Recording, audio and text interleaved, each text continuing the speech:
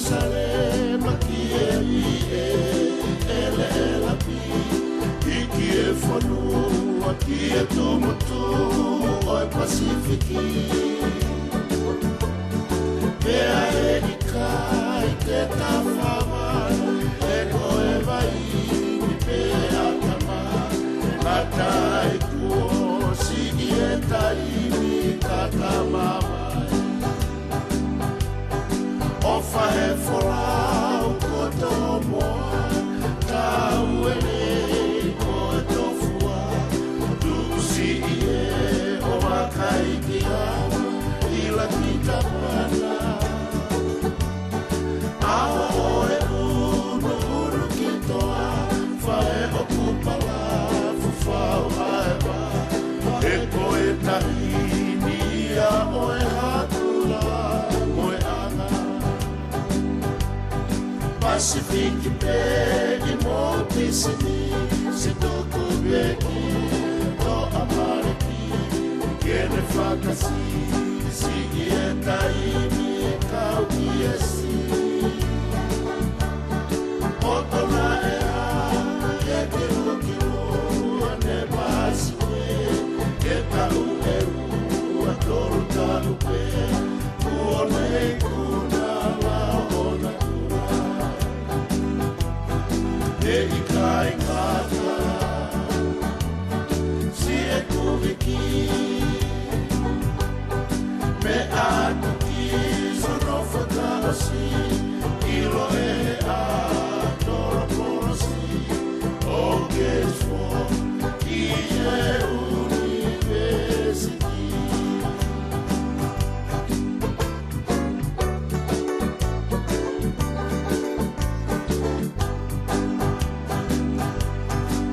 Fae folau koto moa Tau e moa tofua Tusi e o wakai ki ama Ila kita pana Aho e unu kitoa Fae o kupala fufau aewa E koe tahini a moe hatura moe ana Pacific Bay mo tisini Se toko reki ato amareki Kene fakasi Sigi e taimi kau iesi Potona e a E kiru ane pasipe E tau e ua tolu tau pe Kuone kuna la ona kuna E ikai ngata Si e kuviki Me atu ki sono whakaosi Ilo e a tolo polosi O kesfo Ki e university E ikai ngata Si e kuviki Me atu ki sono whakaosi Ilo e a tolo polosi O kesfo Ki e university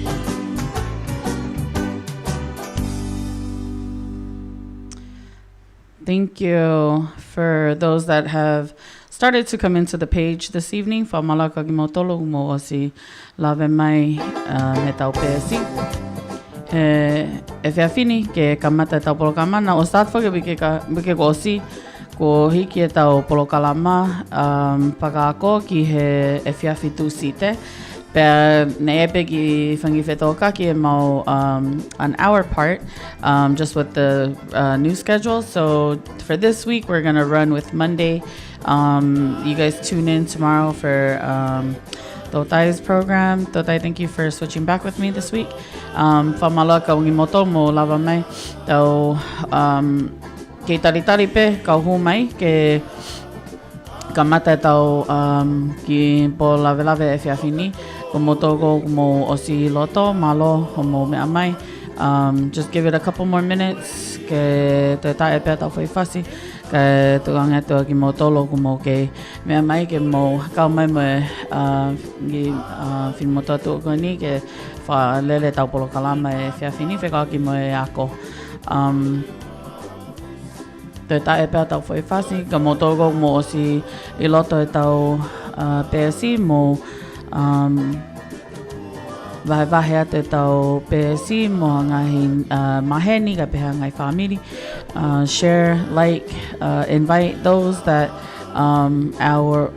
to come into our page and watch our program tonight. Welcome to the Voice of Polynesia radio and television from Dallas, Texas.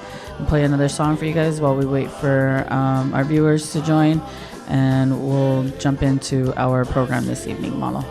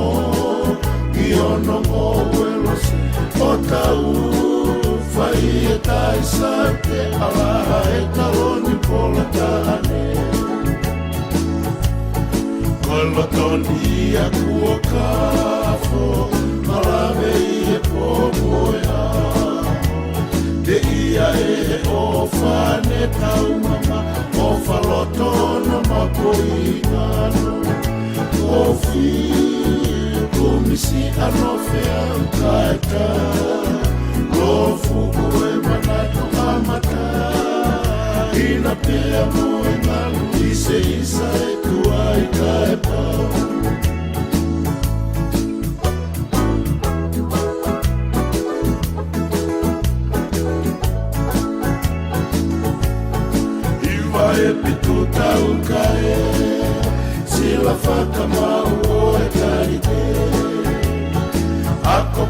fihi ai ai mai Opo ai e la amaterie Siu ai lau manu kawati Fani Foi ai nai ke Ose Ni oe ofa mamai Suvenia e kolove eme Makanga hoi o tua ngau wha Mea ke moi foai e sola O inu ai i he mai whakananga E mausa o e kolo kakara Ne luia e matangi ake o mano Mi ono mo e rose o tau Fai e kai saute ala e taloni pola kane Kolotoni a kua kafo Malawe e pomo e aro Te ia e o fane kau mama O faloto no mapo i ano Kofi Komisi ano fea kaita Lofu ue manatu amata Ina pea mo e ngalo ise isa e tua e kai pau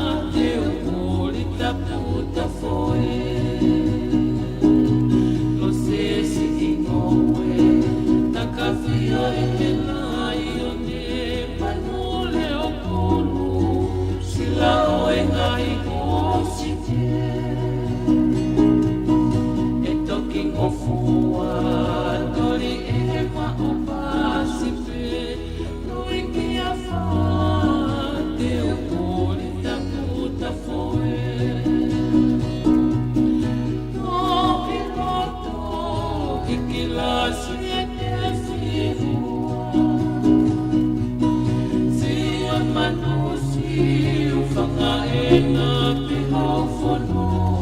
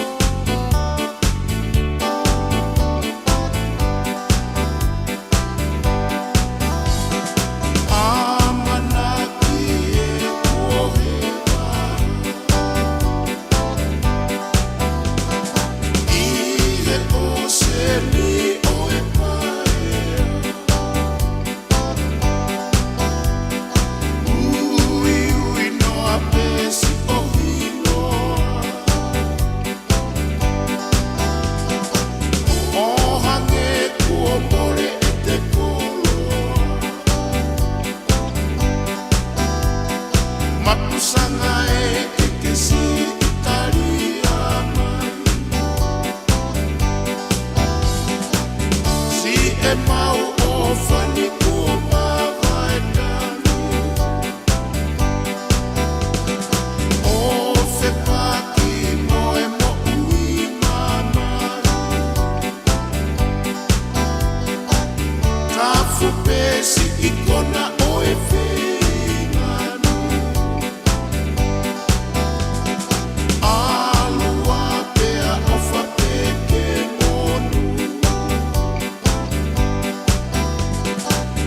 Loto pe asi e kume a o whawhulau. Talo whalawa moa si i whine solatu. Whangatongo e moe rei kua wholau. No whasoi fua si i tāwhuna e.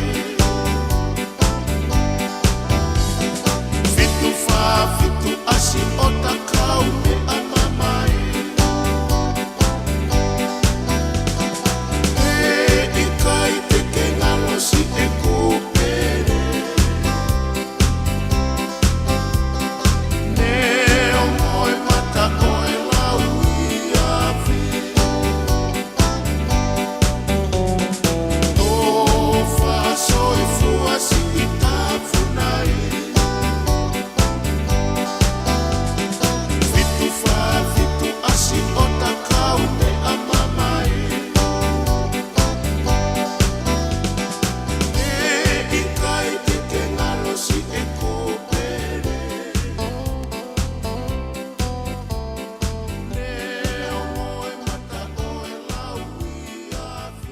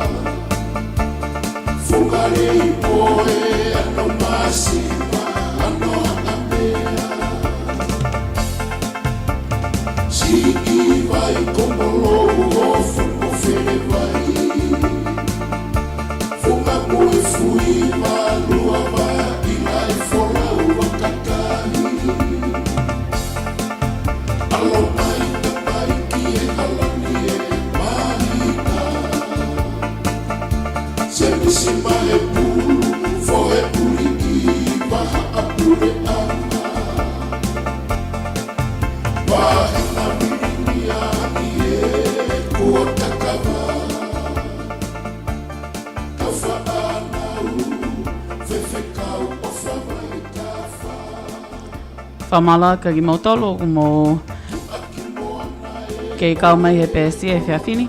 Ka pōni whoki ko e pō te kaki mo education.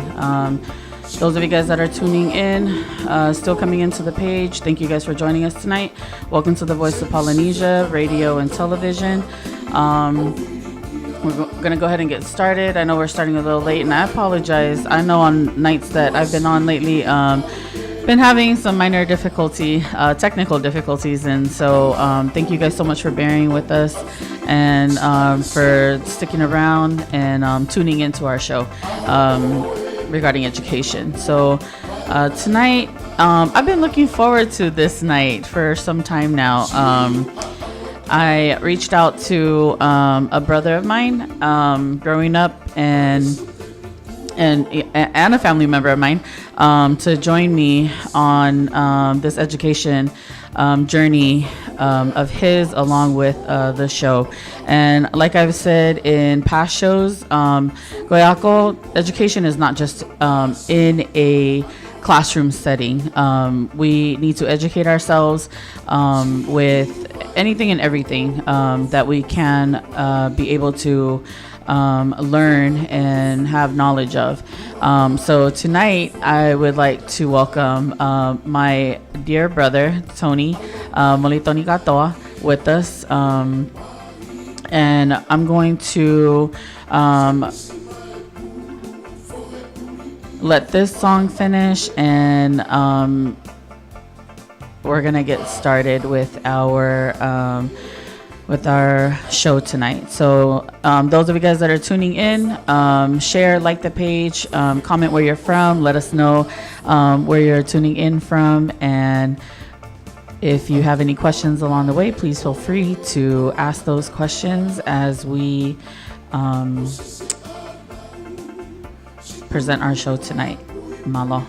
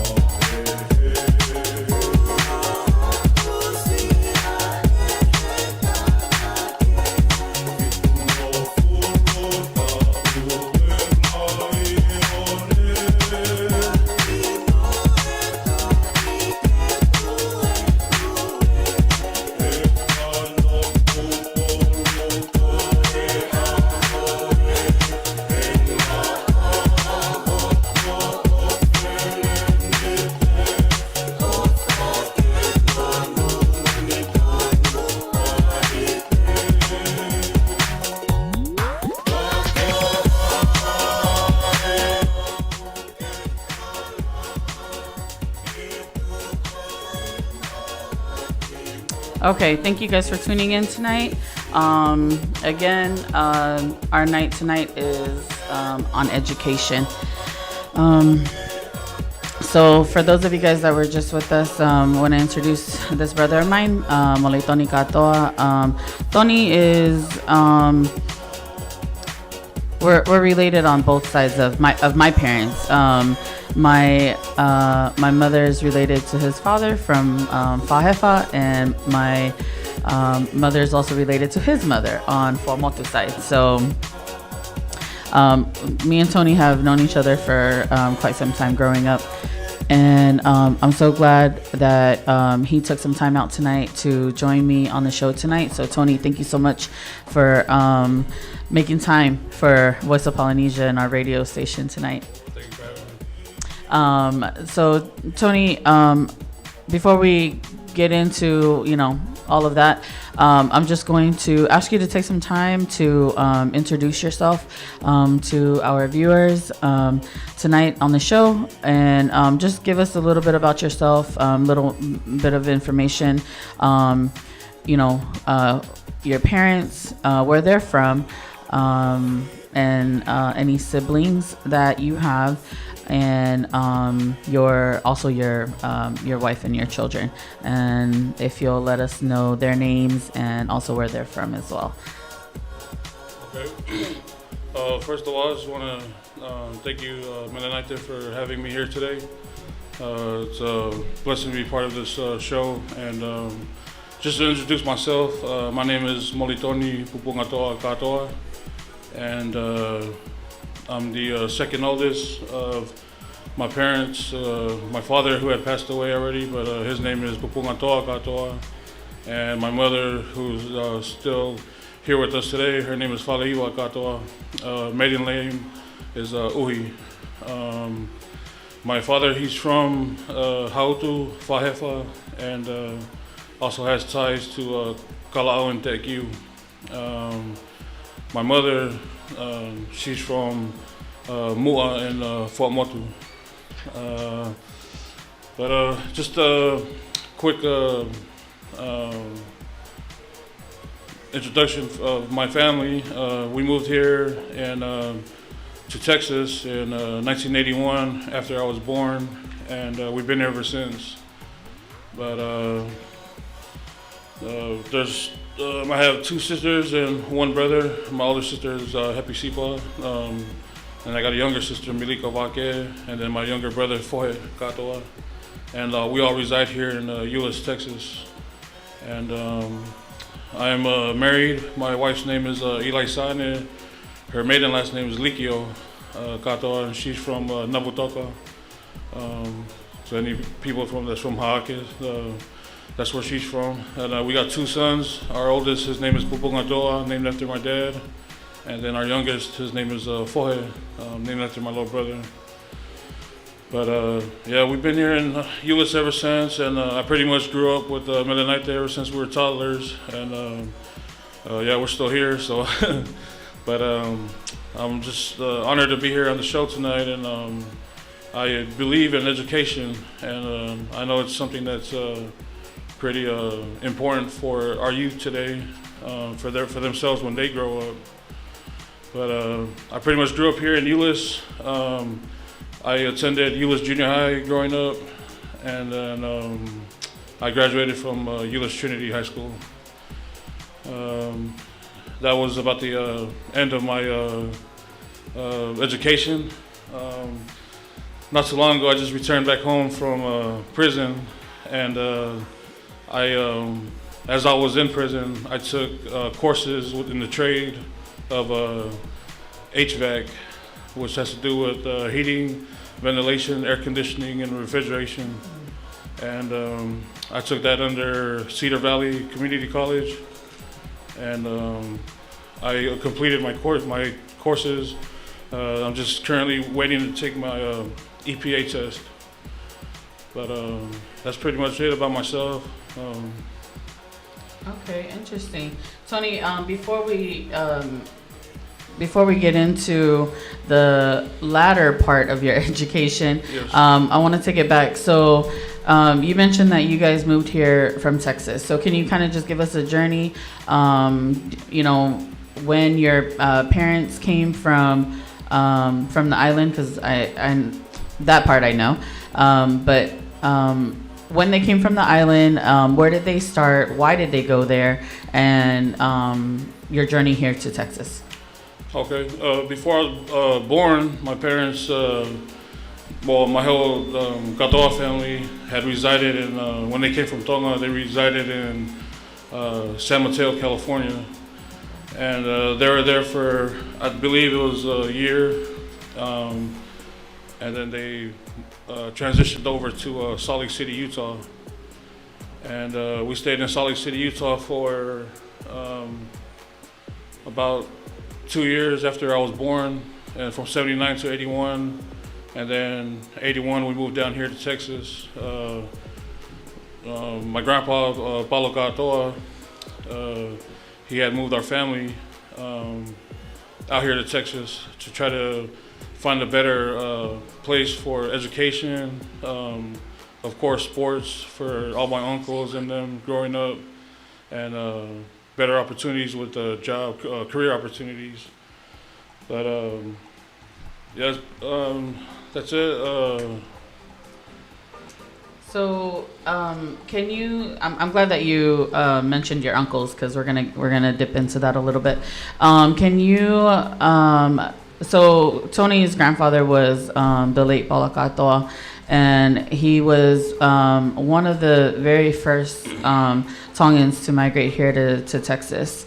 Do you happen to know, Tony, why he migrated here? From what I know is just from hearing his stories growing up. Him and a couple other guys. I know Siupeli. Right. Siupeli Netane. Netane and Tautafua. Fine Tautafua. Them and Muhu, the late Muhu Wailahi. And so many. Yeah. So many. There's a bunch of guys, and as well as was it Grandpa Al? My grandfather came later, but okay. my dad's sister, sister and them. Lonky, and them they moved here too, right through Lala family. Yeah, but when they first moved out here, they had started off in Haltom City and Watauga area, and pretty much they stayed out there in the little neighborhood. The Fa'ilos, the Mamalangas. Yes. I know they were all out there too. Yeah, and when they found career opportunities within the airport with the airlines, one day, from what I was told, was they just came out, exiting out from the airport, and the first city they entered, which was Euless, they stopped through there and looked around and seen that it was closer to the airport, and they also seen that the high school was pretty big and it was right in the area. So they just decided to just move down into the Euless area. Wow. I don't think I've ever, whether I may have asked that before, but I don't think anyone has ever explained it like that, and that makes sense that Euless is the very first exit out of the airport. But it makes sense because everyone that works at the airport pretty much lives in Euless.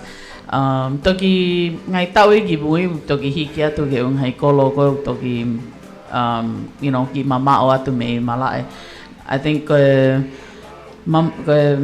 mama bebe me malae in either direction, whether you're going east to Dallas or west to Fort Worth, o ko toki mama ange nofo. Katau te fito ke tai mini toki mama fange nofo right next to the airport, whether it's in Grapevine, just the surrounding areas of the airport. So that's Grapevine, that's Arlington, Irving, and Euless. The cost of living has gone up, but that's true. That's mainly a big reason why so many Tongans have moved here, because of the opportunity at the airport. And my father himself was also one of had joined the airlines later on after we had moved here, to be able to fly back home and for cheaper reasons and whatnot. But yes, so Tony, if you can, because Tony comes from a big family, both his mom and dad's side, but I'm just gonna have him touch base on his uncles. So if you will, Tony, just share some of your uncles and their names, and some are most are accustomed to because of education and sports. If you'll just share that with us. All right. I know in the early 80s, I believe it was 1984, one of my uncles, Fotu Katoa, he was I think the first Tongan to attend U.S. Trinity High School. And if he wasn't the first, he was one of the first. Yeah. So, but I know that he did graduate from there, played sports from there, and then continued on with the going to Brigham Young University, and then from there he went into his career path.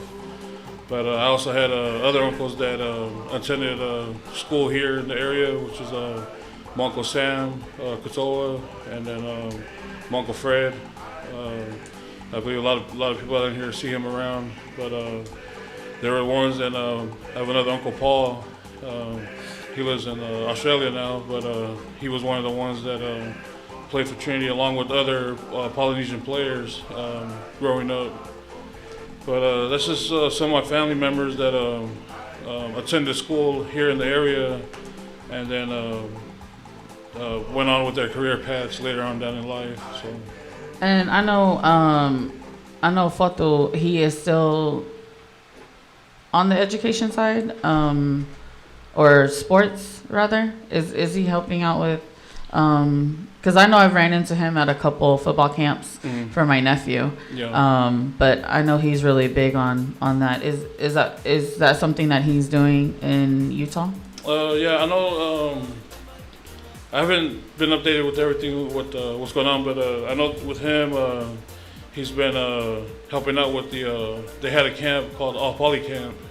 Okay. And it was a pretty popular camp. I'm pretty sure they still run, but that's one of the camps that he helps out with, and they help kids with not just sports but education side too, the academic side of it, with improving with their grades and just looking further into education besides just sports. Right. Yeah. And I know what he has done and what he continues to do. He also lays the foundation for other Polynesians, throughout the country, with doing football camps and whatnot to support education and athletic needs for kids that are coming up. So that's awesome to hear. So you touched base on going to school out here in Euless, Texas. Can you give us an idea of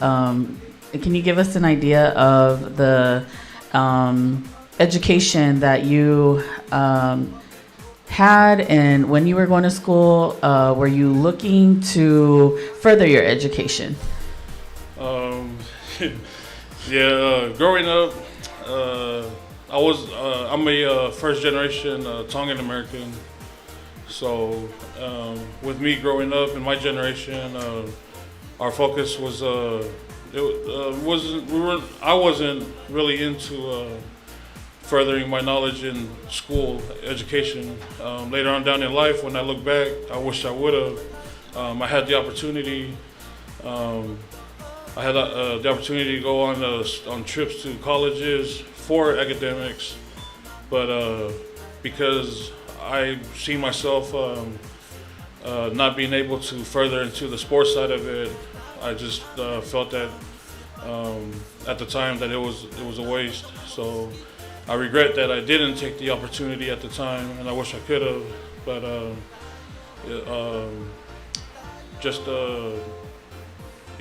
ended it with my high school diploma. I graduated from high school, and I wish that I would have continued on into either a college or trade school, a community college, whatever college, but just to further my education.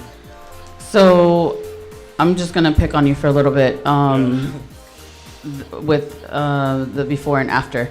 So going into, so after high school, you got a decent job, right? Because you got married, had a family, had a decent job going for you. Your knowledge then of going to school, and you just said you wish you had, had the desire to further your education, but I'm assuming that's because of your experience after. Yeah. But just thinking back to the comfort, I would say, of finishing high school and going to your regular job that you previously had. What are some things that right out of high school or even during high school, because a lot of times we're being prepped during high school years, and even nowadays they start like in junior high. What are something different that you wish you would have known about, or went into your job wishing you had done a little differently while you were still in school? Really is just the sorry. Really would just be knowing that my level of opportunity doesn't just end with the minimum side of your employment. At that time, growing up, just to be able to get a job to me was the best thing, to have some kind of income coming in where I didn't have to rely on my parents and still be able to help them out, but at the same time have something for myself. And only have the minimal Yes. expectation of a high school diploma, correct? Yes. And I think we're all like that. yeah, and that was one thing that I lacked at the time. Not pushing myself to pursue, just the level of education to where I could have, moved up higher in whatever career opportunity was that I chose at the time. But I chose to just get the job and stay there. And my parents, they pushed me to try and to go to school and try to further my education, but I chose not to, and it just ended there, just at the the bottom rank of the company, doing the hard labor. But now when I look back at it, if I would have taken the opportunity, it wouldn't have just ended there. I could have moved up in the company that I was at the time. I could have pushed myself to move up the ladder instead of just being on the very first step of the ladder. So that's good information to know, right, Tony? Yes. That's good information to know. Yes. I think a lot of times we have that expectation, to just go to high school and get your high school diploma, and then immediately, due to family circumstances, we are just expected to turn around and start working. And I think a lot of times that weighs so much on first generation, Tongan American children, that that's the first thing that is required of us, is to turn right around after high school and get a job. And it works, it works for most, but I think families, they tend to forget that with a little bit more education out of high school, we can get up in a business or up in a company. Back then. Nowadays, sometimes they look more at experience versus the education side, to hire people. That's true. Okay, so now we're going to transition into your university level that you mentioned earlier. While you're just kind of sharing those things, I want you to just kind of, sharing it with our viewers. And before we get to that, I'm gonna go in here and welcome some of our viewers that have came in and joined in. Thank you guys again for tuning in tonight. We have Molitoni Katoa, and he's sharing his experiences going to first generation Tongan American, going to school out here, and he recently was released out of prison not too long ago.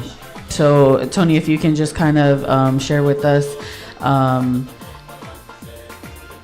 that journey that you took, how long you were in, the time that you served, and then just kind of give us like a little snippet of the education that you learned in prison. And before we go on to that, I invited Tony and another guest of ours that I'm gonna have jump in here in a little bit. I invited these young men to join me tonight because this is about education, yeah. And education, again, I always strain about where education is taught. It's not just in a classroom setting. I'm going to say that every time, and I may sound like a broken record, but it's not. Education is not only taught in a classroom setting.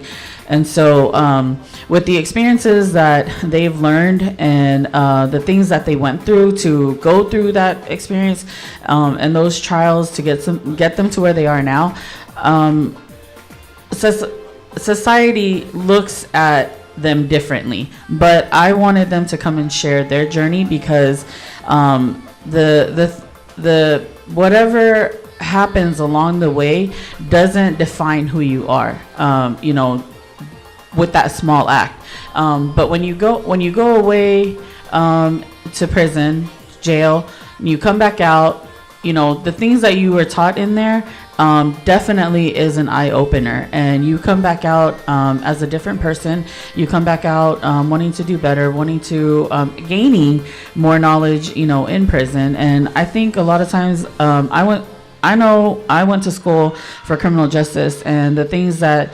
I saw in any tours that I did, any internship that I did, almost made me want to say, like, okay, they're getting way more education than what I got. But I want you to share your journey and just kind of keep in mind and share with us the pros more than the cons, just because the cons we already know. We know the basics of the cons, but more the pros of the things that you went into not expecting and ended up walking away with. Okay. Well, this university that I just graduated from, I went to prison in 2015, and it was basically because the choices that I made, and it just took one poor choice to change my whole path in life. And I'm happy to share this experience with everyone that's tuning in, and whoever I come across. I always like to share my story because it helped me.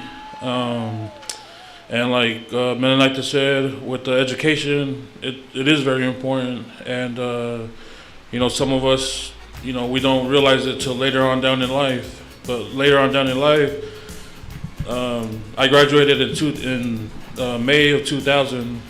In 2015, I got locked up and I went to federal prison.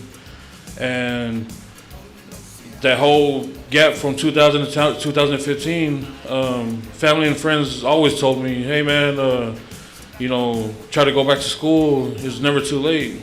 I felt that because it was so long that I've been in school, it was already too late. But going into the prison system, I realized that it wasn't too late. They had guys in there that were like in their 60s and 70s, still trying to get degrees, their associates, bachelors, masters, trying to get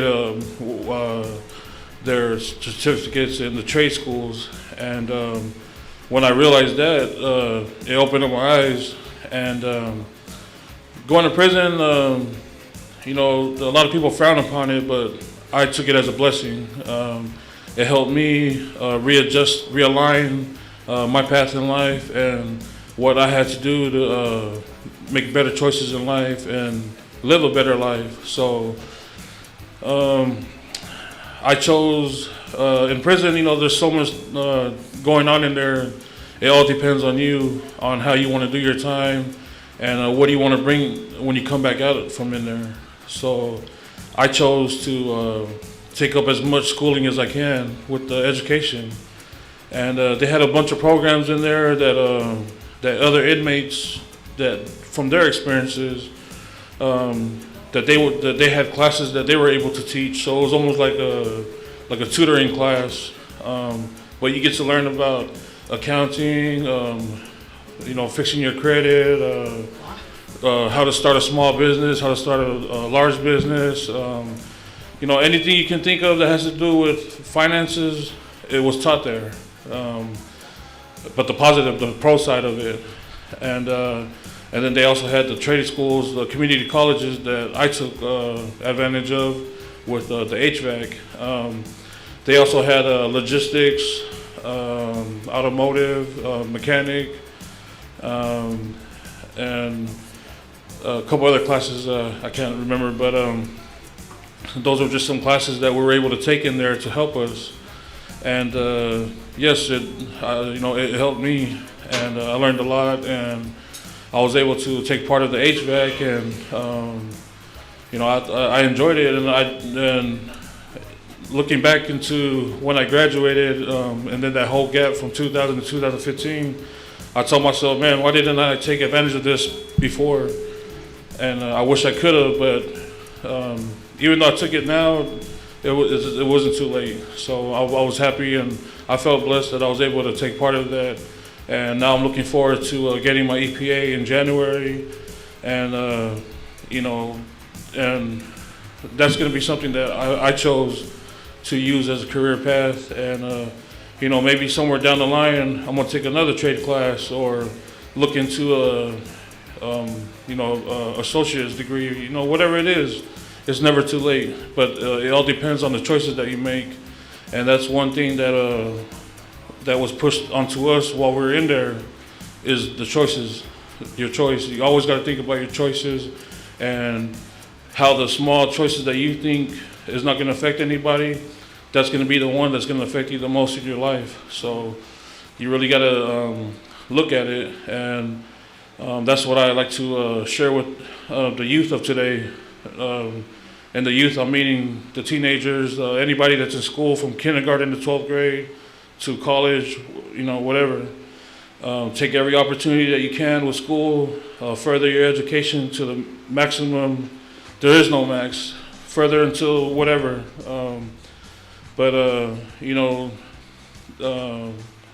Like I said, I wish I could have went back and did it a different way, but I can't sit here and dwell on the past. I gotta look forward to the future and move forward. So, and that's what I'm doing right now. And I'm just thankful for, I'm coming home, and I have a lot of support, and to any of you guys that have any family members that are incarcerated right now, give them support, give them some love. And, that little bit of love that you give them, you guys don't know, it means the world to us. So I'm happy that I'm home, and I came home to my family, my wife and kids. I'm thankful that she waited for me, and I came home to her. So I'm very blessed, and like I said, anybody I share my story with, I'm an open book. So I don't hide anything from anybody, and I know there's the ones that don't support, but that's okay. But like I said, be supportive of the kids, the youth, your own kids. Don't push them to live your dreams in your sports that you didn't accomplish when you were at that age. Push them with the academics. Sports is going to go with it, but the academic side, you got to push them to maintain their grades and further their education, and life will be easy for them when they get older. Thank you, Tony. That's no lie. I know that those are hard choices, and you lose that freedom of choice, when you make choices of the wrong thing to do. And you can, like I said earlier, you can let that define you, or you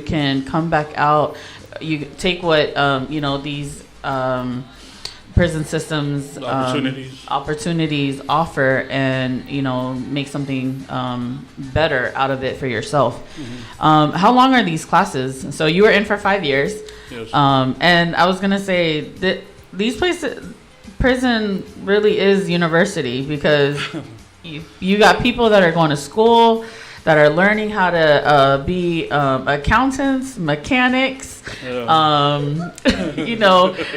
all these different things, and you come out and you make a difference, and you join back in with society and connect, to not pick up where you left off, but make changes, and do something new and something better with yourself.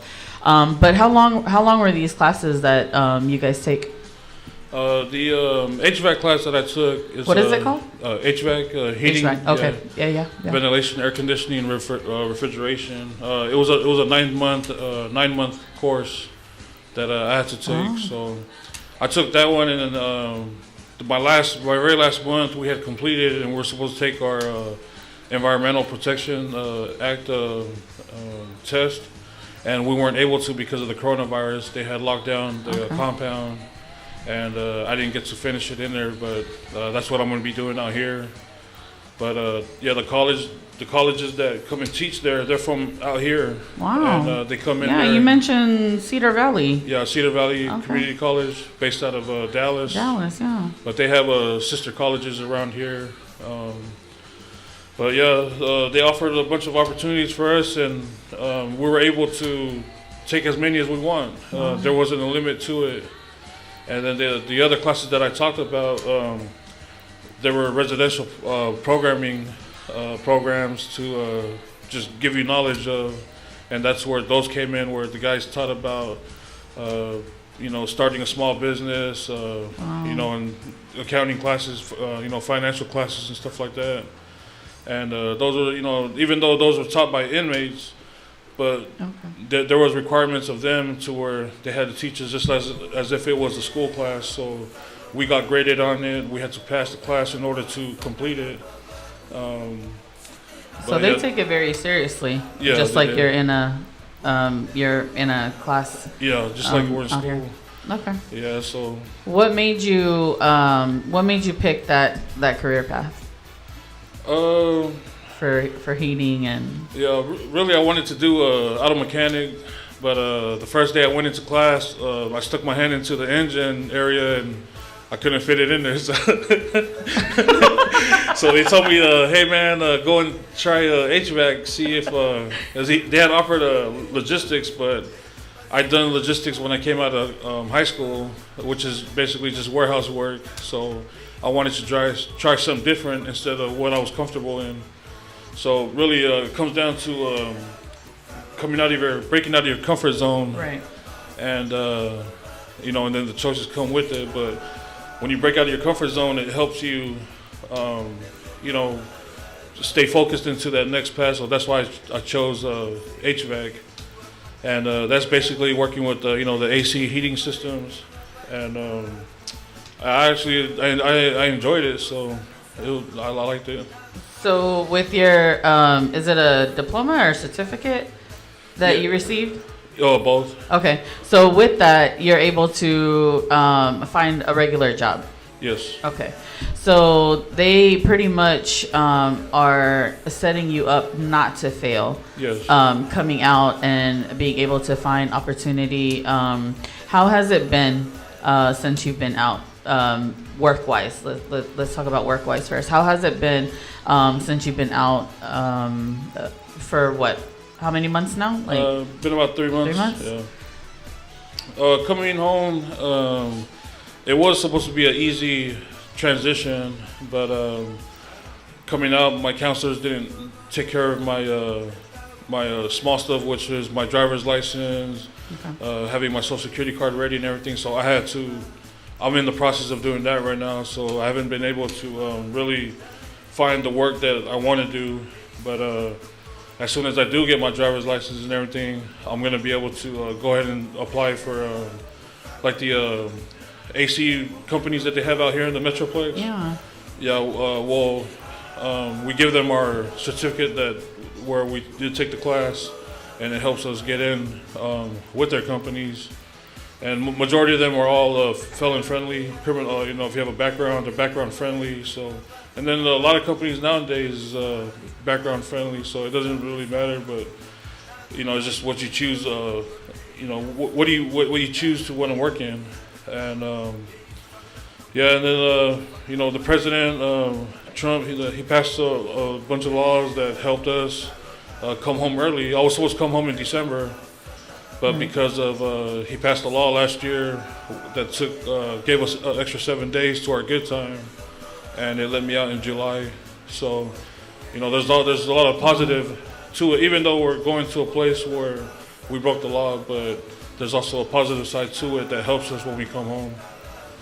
And this is not to say that the university route that this brother of mine took is another opportunity or option to go.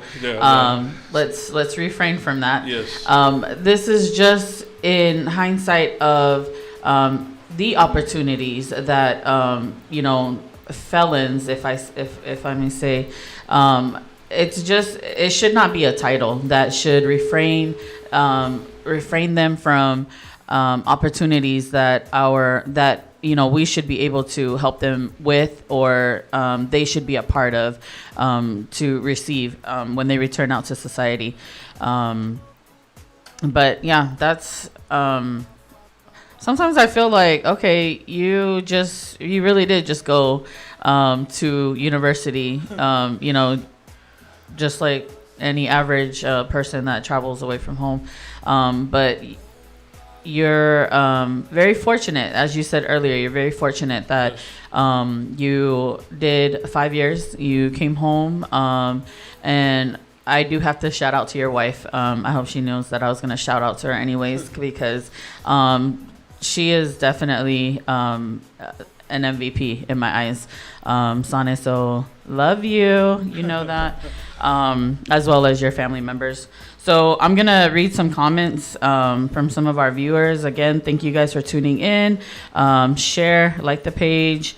Come back every Tuesday. Tonight we just did a little shift change, but every Tuesday. So thank you to those that are watching. I have Masa Hayola, Ofatu brother. Happy Gatoa, that's Tony's sister.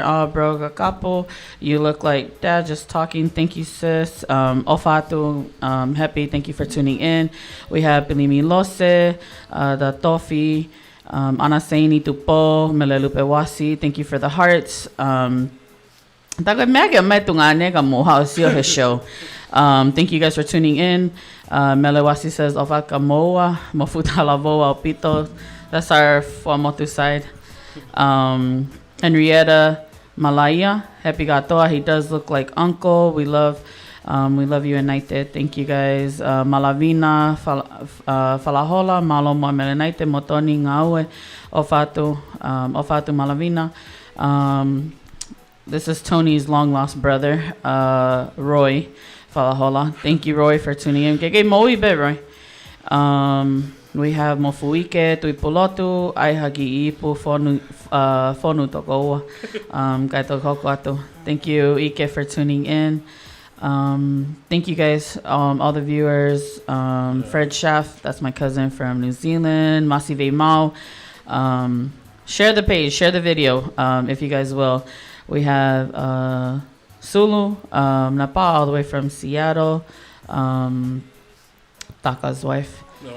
We have Liliani Muti, that's my aunt from Hawaii. Thank you. Liliani, are you still in Denver? Her son plays for Denver Broncos. So we're fans now, right? Yeah, okay. Dallas first, but Denver right after. Masive Mao, hey, my bro, what's up? Ofatu. And you can say hi to these people too. Yeah, thank you guys, man. Love you guys. Thank you all for the love and support. Malavina, Falahola, Moeki pe share te tau polo kalama, yes. Share te tau pe si, whakawhi i atu o ginau tolo ke nau kau mai ki he Voice of Polynesia, radio and television. We have Malia, Doa's sister from Cali. Hi, you two. Love you. Love you guys. Thank you. We have Laifa Filikitonga, Sanderford. Thank you for sharing, Leonie. Amazing story and encouragements. Yes. Thank you. We have Ika Uluave, Billy Solo, Lampetti. Kaya nga kata mayay. Really? Really? Been here, man. Yeah, you should have been here, Billy. Melalupe Wasi, great sharing, Tony. Best of luck to you and your family. Thank you guys.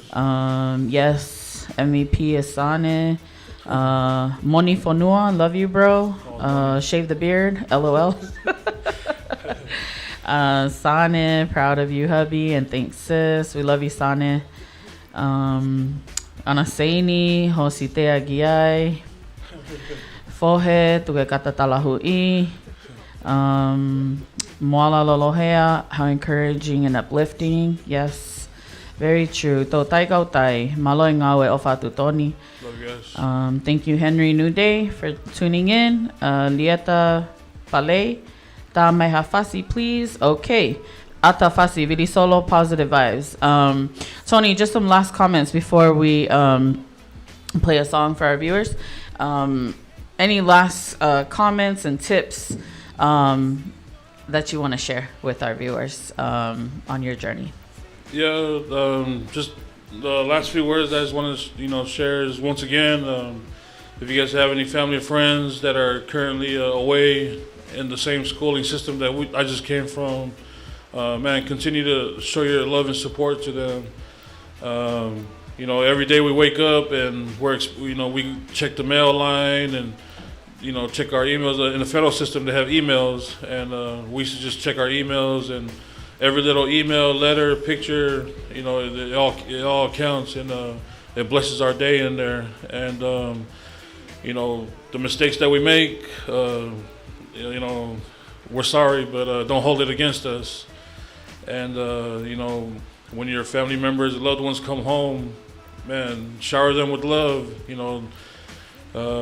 Coming home, and when I was planning to come home, I ain't gonna lie, I was embarrassed to come home, but I told myself, man, I gotta come home and hold my head up high and just accept what comes along. And that's one of the programs that I did take, helped us with that too. It helped us with transitioning back into our community and accepting,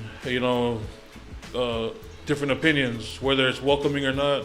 We have to accept it. So I'm okay with that, and I'm just happy to be back home in the hometown. And I've seen a lot of changes with the buildings, faces, and I'm just happy to be home and be with my family mainly, and just getting back into life. So just thank you guys, and thank you for everyone with the comments. Thank you for your love, and love you guys. Thank you, Tony. That's so true that a lot has changed over time and with development around the community. But hopefully, if you guys need some AC, or is it AC and heater? Yeah, AC and heating. Tony can probably provide us some referrals, some references so that he can come and take a look first. Namo who spend mamafa. Tony here can come and do it. Yeah, Tony? Yeah, yes. Thank you again so much, Tony, for joining us tonight and sharing that journey. And you're right, it's not something easy to talk about. So I am grateful that you and our next guest tonight, took the time out to come in and share share your journey with us and be able to express how important it is to follow the right path, but at the same time, you did have an opportunity, and you come out, a better person, because that's what, hopefully this journey that you went through is all about, is coming out and being a better person and helping the community and the loved ones. And I just want to thank you for that and taking the time out to come and share that with our guests tonight. Let me just finish some of these comments for you before you head out. Lieta Pale yo ospeni ta'ia tau fasie ha utu ki ai maria pito. Thank you Ana Mafi and so Saya Tatofi for tuning in. Ofatu Saya says Saya Tatofi says Ofatu Tony Maloe faga tokanga ki he tau tupu. Happy nobody is perfect, bro. We got this. Dad would be so proud watching this, but I know his spirit is there with you. Le Moni Final Io this Thursday Moomi Inu free on Kauhia Kalapo. This Malo guy. Lile Final, thank you for tuning in, Lile. Totai Kautai. Everyone makes mistakes. We all need to move forward. No one is better or above another. There is only one God and he's the only perfect one. True. Malavina, no one is perfect. Tony, Ofalahiatu, Laifa, Sanderford, hold your head up always. Thank you for sharing your story, bro. Naomi, Kula from Utah, Oyawe, Salesi, Taufa, what's up, Toko? Hi, wife. Is dinner ready yet?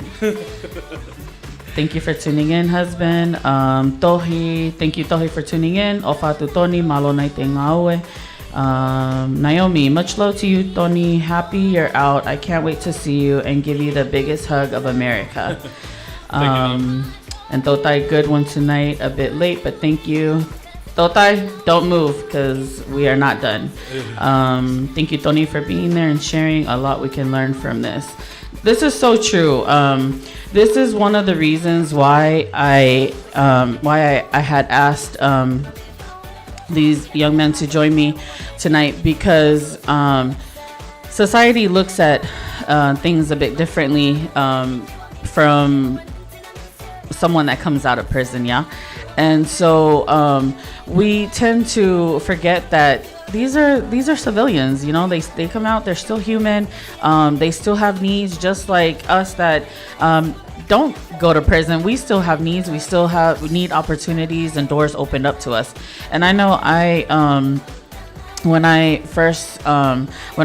had visited Tony before he moved a little bit farther from our area, after he had gotten locked up, you know, the first thing this brother said to me was, "I'm sorry." Well, don't be sorry. You know, like this right here is absolutely what is needed, and what I cry more to see is success. You know, you made a wrong choice, and you went away and you learned from it, and you come back and you make changes. Don't be sorry, because being sorry just means that you didn't learn along the way, and you're not going to make changes. You are going to make changes. You and everyone else that is around, that has been through this journey with you, you have made changes, and you will come out as a better person. But yes, thank you again for stopping by. So Saya Ohila, what's up, Tony? What's up, Naite? Totai Kautai. Yes, Totai Kautai. We don't use our names when we address each other on social media. He's joking with me and Leslie.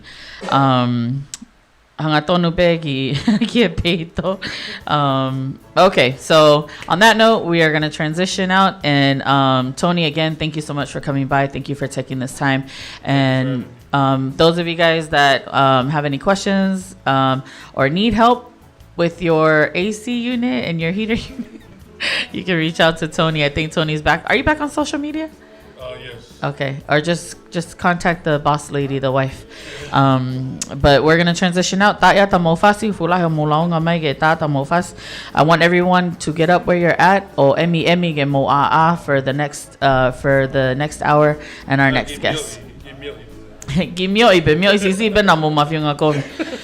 Okay, we'll be back. Thank you, Tony.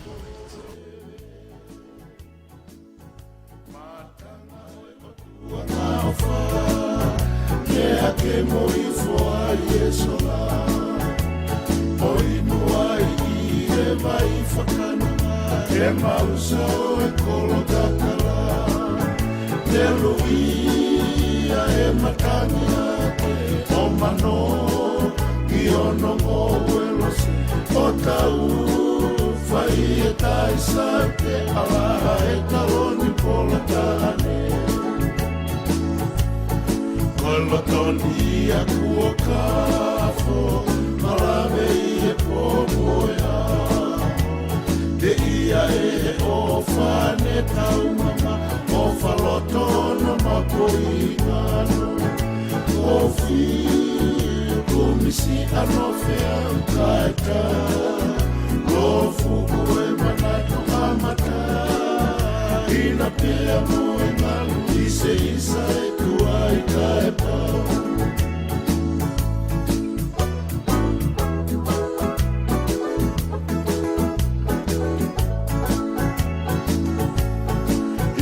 E pitu tau kae, sila whakamau o e karite. Ako pea whihi ai ai mai, opo ai e la amaterie.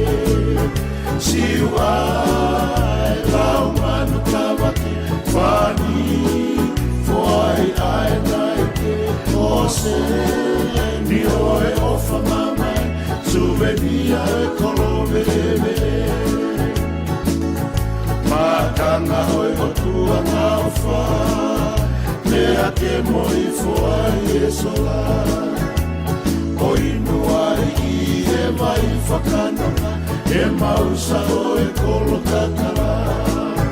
Ne luia e matangi ake o mano, mi ono mo e lose o tau. Whai e kai sau te ala e taloni pola tane. Kolo toni a kua kafo, malawe i e pomoea. Te ia e o whane tau mama, o whaloto no mapoi ngano. Ko whiu, kumisi ano whea ukaita. Lo fuku e manatu amata, ina pea mo e malu, ise isa e tua e kai pau.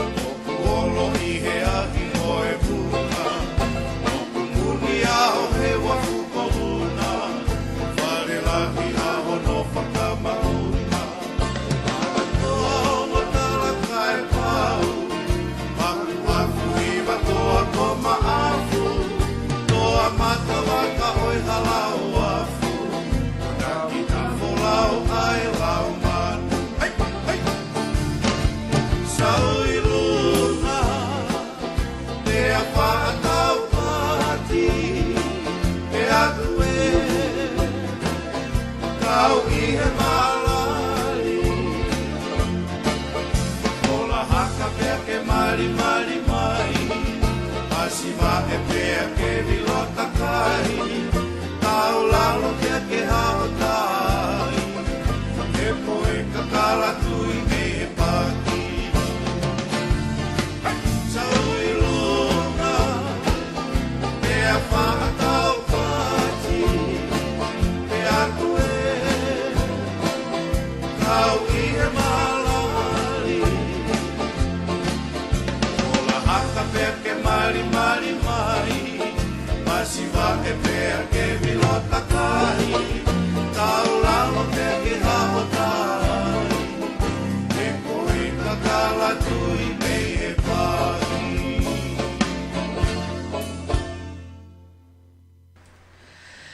Okay. Ofa bena mo I a mai ge tā te tau whaifasi, na mo kore mai ge tātu. We have to play the Tongan music because I had to learn the hard way why some of my past videos were being muted. So we will play so gata de whasipatonga pa mo tuo ki lili haka mo ki a mai ge tau hoa whakaosi. So tonight we're talking about education and about furthering education, and I invited a couple of my guests from locally here in Euless, Texas. We had Molitoni Katoa join us the first hour, and now in the hot seat we have Luke Lampetti. I hope I don't regret this. I better not be laughing this whole show. But thank you so much, Luca, for making it tonight and joining us on this education journey and sharing your story and your journey with us. Tonight we are having them share with us their experience before and after. And when I say after, he will tell you why, for those of you guys that are just now tuning in. But we have some new people that joined in, so I just want to share y'all's comments. Thank you for commenting. Mele Lupe Wasi, how sweet. Mele Kataimio Kaka Salesi. So Saya Ohila, true trials and tribulations. Very, very true. But we learn from them. Happy Katoa. Happy, put your knives away. Paki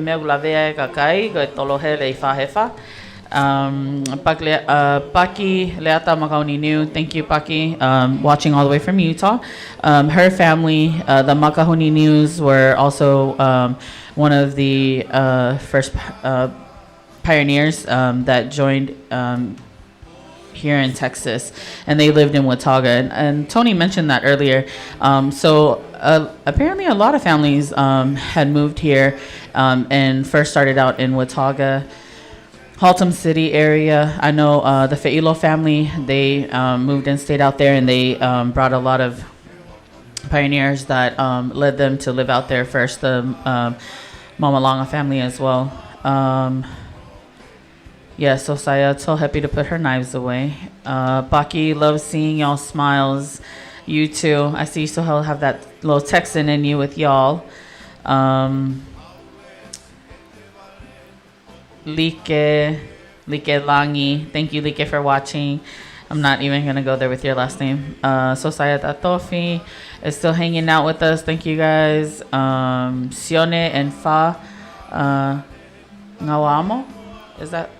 Is that Fafe's last name? Yes, Fafe. Okay. Thank you, Fafe, for tuning in all the way from Seattle. That's Luke's older sister.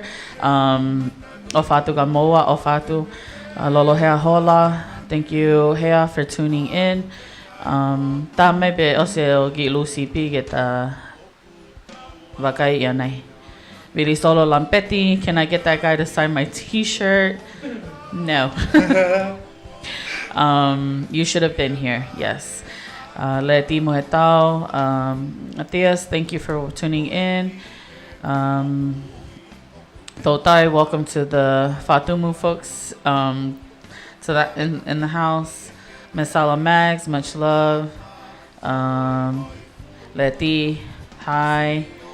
And Totai Luke is the youngest of the three. Yes, that is correct. And so, with that being said, thank you, Tonga Magyola, for joining us.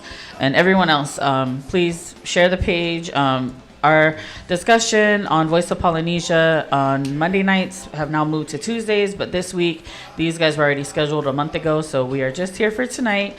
I will not be here tomorrow when I don't do doubles, but we will be back next Tuesday. And so, we're going to turn the time over, and again, welcome Luke. Thank you, Luke, for taking time out. I know you were busy. You came straight from work, so I appreciate that. But if you will just share with our viewers, Luke, your parents, your upbringing, and your siblings, we can start with that. All right. Thank you, Naite, for having me to share this story. Let's see. My parents is Siale Afuia Filikitonga, and my dad is really Solo Lampeti. But I was raised by my grandparents, Sunia and Polia Filikitonga. There's three of us. My older brother is Really, my sister is the second one, is Mui Mui, and I'm the third one. My family. Real quick, you mentioned that you were raised by your grandparents. Just kind of share a little bit about them, because I also grew up with Luke, and I know that his grandparents played a big role out here in Dallas, and their service. And what they did, your grandfather. Yes, my grandpa was a pastor over there at the Sastonga, Faifakau Malolo, and they've been here for quite some time. They played a big role when they left to Los Angeles in 2000. I went out there and helped them out, and then they moved back. I moved back too. My grandparents played a big role. It's just that I don't know. Sometimes it gets very emotional talking about it, but you got to get through it.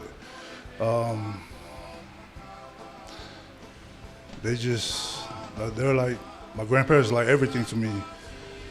They gave me like patience, raising with them.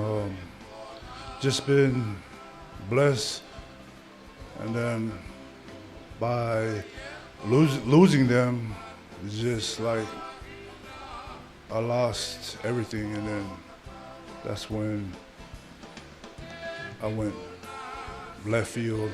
I went just when you lose somebody that you really care for and always be there, your whole family, it's hard to get through it. And then I took it pretty rough, losing my grandparents. Luke, his grandfather was Faifekau Malolo for Sestonga Tawataina. My grandmother, my mom's mom, Kalolaine Ufi, when she lived with us and growing up here in Texas, I attended Sestonga Taotaina more than my own faith that I was born and raised into. And Luca's grandparents were. I always thought that Luca's grandparents were his parents. Yeah. And Luke, along with all his first cousins, they were not known as first cousins to each other. They were siblings, and I always loved being around them. And so, but yes, Luca's grandfather's Sunia Filikitonga was the Faifekau Malolo here for quite a long time. A very long time. Yeah. And so Luke was very fortunate, along with all his other siblings and cousins, that were raised by this giant man, tall in structure. And I know that had that played a big role. They played a big role in your life, along with the other kids that they took in as their own and raised in the church.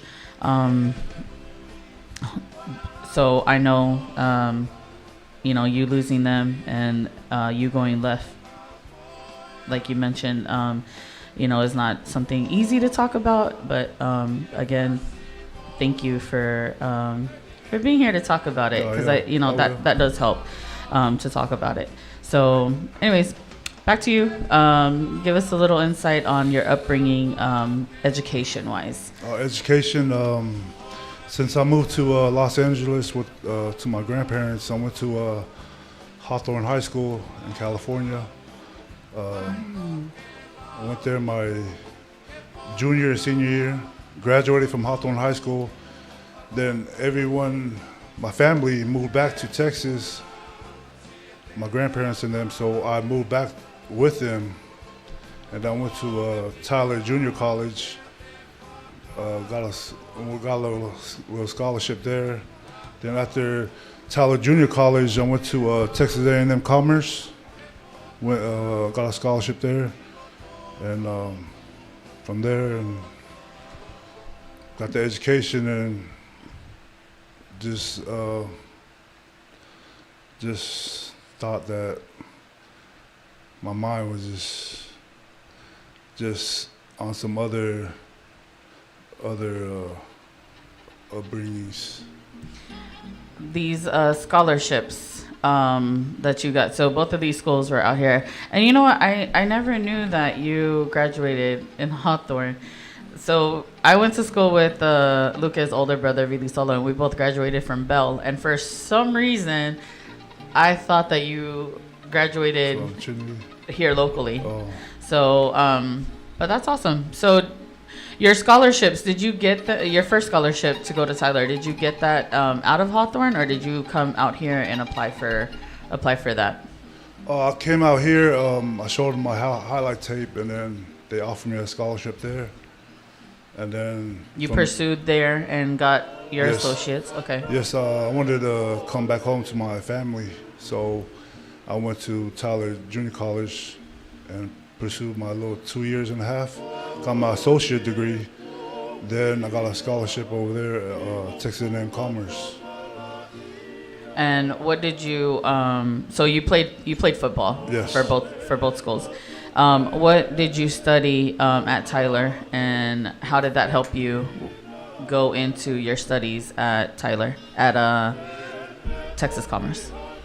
My studies was like basics, like general studies, English, math, all the basics subjects. Then from there, my grandparents kept on like uplifting me, like, hey, just go, you can go further. Schools, education is important. And that's when I went further to Texas A&M Commerce, and then got a scholarship there. Then I was studying criminal justice, and from there, and that was it. What motivated you to take this path in your studies? What motivated? At that time, I was just wanted to better my life, to pursue something different from my family, because at that time, just my family was just finish high school and that'll be it. And I wanted to pursue furthermore and see, like, you got to take the free education, that free government, the financial aid. If they're going to give it to you, you should just take it. So I just pursue that to further my education. Thanks, Luca.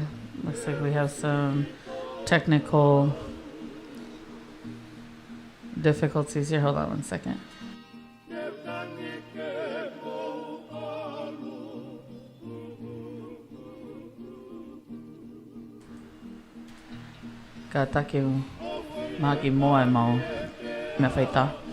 Okay, and look at I know the Filikitonga family are educators. Are you first generation to Finish school. finish on a college level? Yes.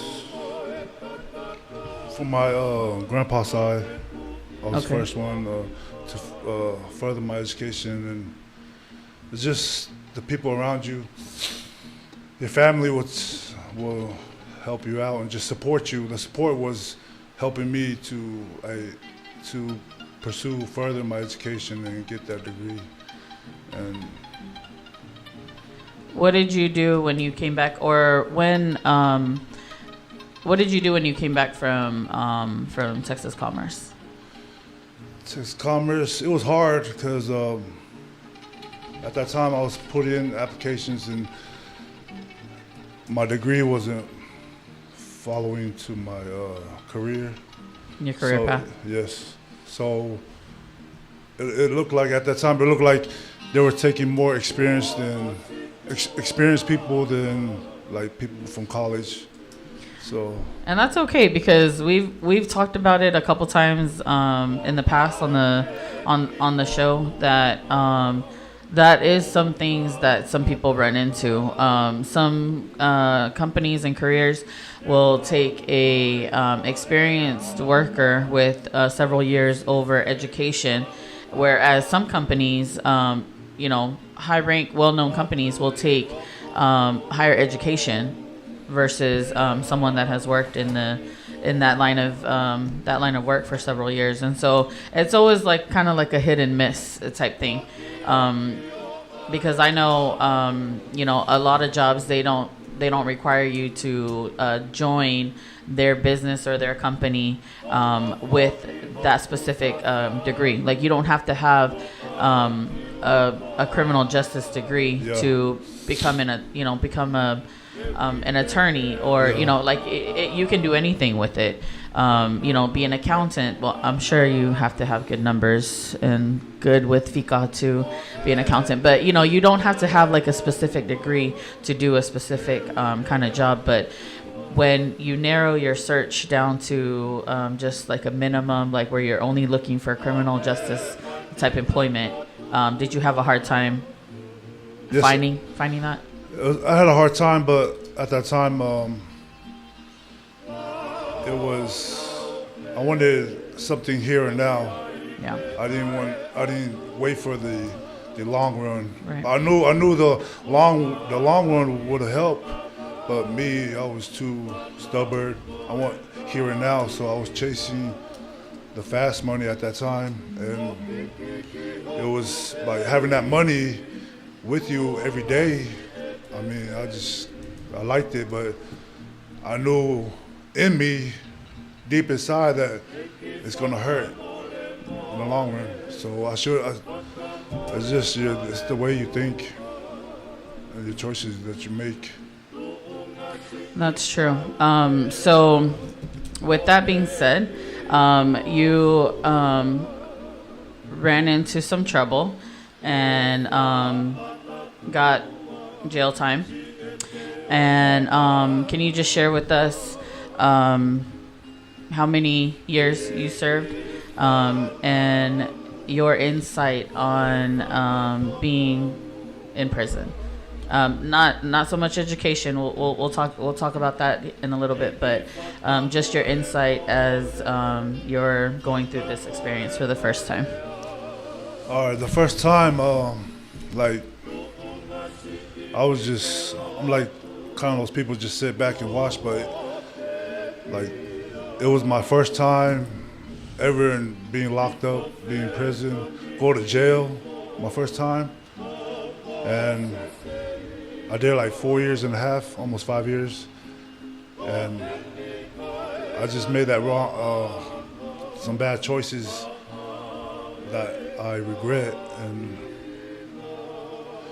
And then sometimes I just gotta, it's like lost the words right now. But I got 4 years and a half, and then it was. I was just grateful because I kept in the Word, kept on. It was hard at the same time because calling my family, especially my sister and my mom, had to go through at that time. I just put them in a bad position. I can just remember the first call I called over there. Is just all you hear is just nothing but crying. But just hearing my mom, man, just listening to your mom cry, it was tough. It was real tough. So when I got locked up, I just kept my faith strong and just tell them, just lead me to the right path and do this time. And I knew, and it taught me a lesson. Just be humble and be grateful. It was hard though. I know growing up, you followed your grandfather in the service that he did for his faith and for your faith as well. And so, was that some comfort to you, keeping the Word, being away from family, being away from loved ones, being in a uncomfortable situation, but not physically, going through any of the, that type of discomfort that, third world countries have to go through with their prisons. Can you reassure or agree that, growing up in, under your grandfather's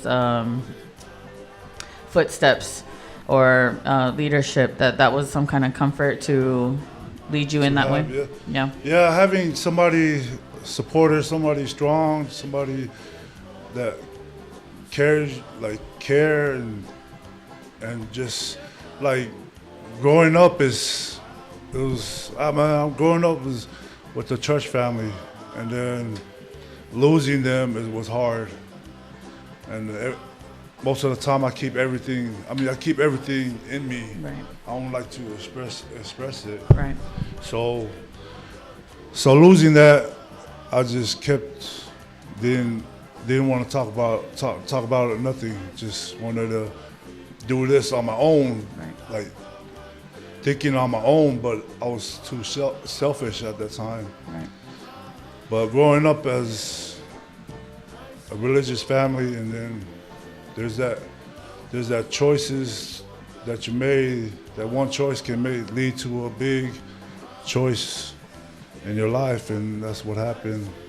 And But ngai whiri whaka ni o ngai palopalema ka ni o hokope ke whamiri ko tau hokope ke, it can happen to anybody, Yeah. It's not handpicked, that I'm gonna place this person.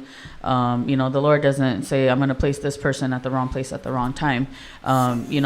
These are free agency choices of ours, ke tau whiri tau ataina pe ke ungahi wheha laki ko ia.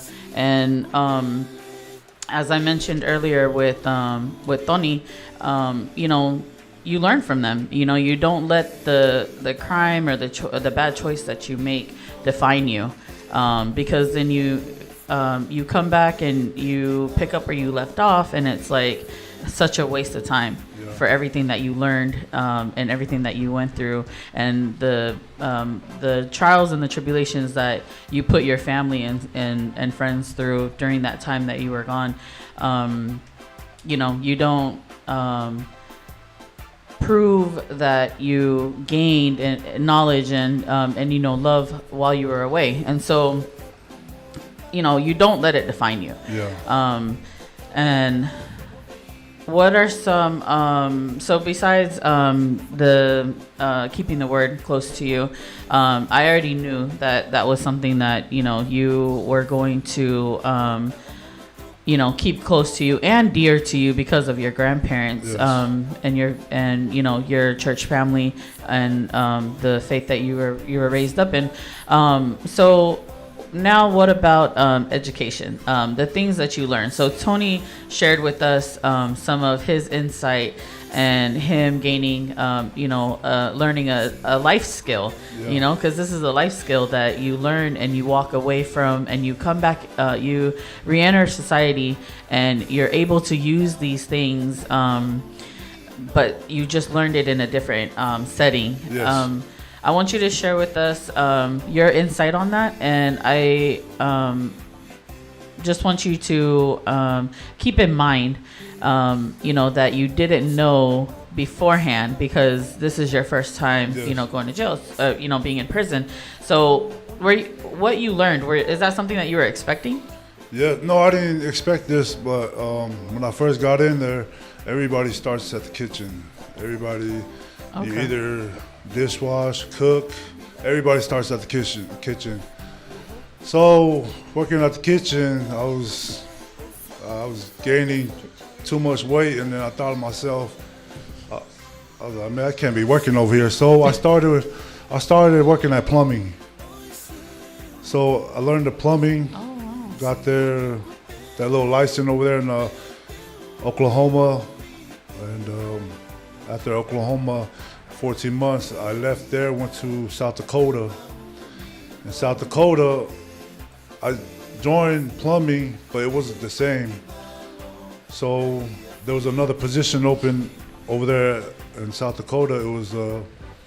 It was warehouse, like commissary. That was like the most paying job in the compound. So I was grateful somebody mentioned my name to go work there. So I worked there like a warehouse commissary. Okay. But plumbing was an experience. It was a dirty job, but we had to get it done. Someone had to do it. Yeah, somebody had to do it. So did you stick with plumbing? Did you try to learn anything else? No, I stick with plumbing because that's what I knew. And just learning, just get your hands dirty, but that's real dirty. So I still have Tony here in the building with us. So this question is to both of y'all. So when you guys gained this education, right? And then do you do hands-on experience, like work? Yeah. Yes. It's a hands-on, like working with the Anything that needs to be fixed, plumbing, AC, heating, sink, toilets. we do that. Throughout the facility. Yeah, throughout the They facility. have certain departments, just like a regular job. You apply, and then they'll hire you. They think you're So for those of you guys that can't hear Tony, so he says that you apply for these jobs in the prison facilities, and you have to qualify. So you have to qualify. But even if they have fixtures that need to be fixed throughout the facility, if you're experienced, then they use you. Wow. So do they pay you? 18 cents an hour. Wow. Yeah, Everyone's 18 mouth cents. in the building dropped. 18 cents an hour. So your check's gonna come out like what, $30? Yeah, my first year there, I worked AC, and I was getting paid $5 a month. Wow. $5 a month. Yeah, I said wow, and then your eyebrow. Okay, $5 a month. Wow, that is very interesting. Yeah. That part I did not know. Wow. Okay. So plumbing. So then you went to. So not only are you learning, gaining an education, getting qualified, but then you're also moving around. So how long were you in South Dakota? I was there for, was it 2 years, 2 years and a half? Because in Oklahoma, I was there 14 months. Okay. And then at that time, I was mostly plumbing. I was moving around, like rolling around, moving this 450 pounds. It was rough. Oh wow. And then I chose another path from plumbing, just trying to work on fitness Okay. in South Dakota. So is this like Like what kind of fitness? Like Zumba or like I wish I could dance. Weightlift? No, weightlift, like more like CrossFit. But yeah, I got all the way down to like 260. But you know, once you get out, You chose a different path. But it's still there, though. It's still there. Oh wow. Okay. So, can you be a personal trainer and get paid? Like, is that like doing CrossFit? Did you have to qualify? Did you have to take? Because I know, like, personal training and Zumba instructors, they have to take like a course and they have to, pass a test or something to be, like certified in the state of Texas. Like, is that something that you can do like personally and get paid, or? Yeah, you can personally get paid, but at that time they had classes over there. They had so many like stuff to do. Right. It depends on you to make yourself better. I need a personal trainer. It's up to you to make yourself better or waste your time. So there's so many programs to help you out, like welding, right, like HVAC, carpenter, and you can go to college too, get your degree. Where I was at, it was good. So just like Tony's, the instructors that are coming to teach these courses, they were previous inmates. Yeah, there were inmates that came and local colleges as well. Oh yeah, the local colleges. It was the professors that came taught the classes. So, and then the inmates will teach the like what's that truck driver? CDL, Really? and fitness. Personal training that they can train people. Yeah, it was good. It was a lot of program there for you to learn. Yeah, because I know I gave Tony a link for nonprofit organizations that are here locally that are helping inmates that come out trying to gain back entry back into society, and they were on the news. Actually, that's how I saw them. And so the person that she was interviewing with, I don't know if you ever got a chance, Tony, to look at that website, but that night she was interviewing with a gentleman that was incarcerated and learned and gained his CDL and came out and started his own business. Yeah. And he started off with one truck, and he worked and he was able to get one truck, and from there on he just took off. And so those are some of the pros, regarding gaining that education, getting that that higher learning, in a prison facility setting. Yeah, Luque? Yes. And so the reason why I invited Tony and Luque is because not only were they incarcerated, but they have two different education backgrounds. Tony had just his high school, up to his high school diploma, and Luque, on the other hand, is a university graduate, with an associate's degree, and went on to a college degree. Went on to a bachelor's degree, and we are experiencing technical difficulty. I think it's your phone disconnected. So we are zoning in and out. Okay. So bear with us. Sorry if we keep going in and out, but let me read a couple comments. Look at before we go on. Kau ada me kau siya poni. Taga mia ege. Hawe. Kagai ke o kau mai polo kalama. Ine ve mau hai Luque sosaya tatofi STT o fatu Luque. Faleva katoa. That's Tony's mom.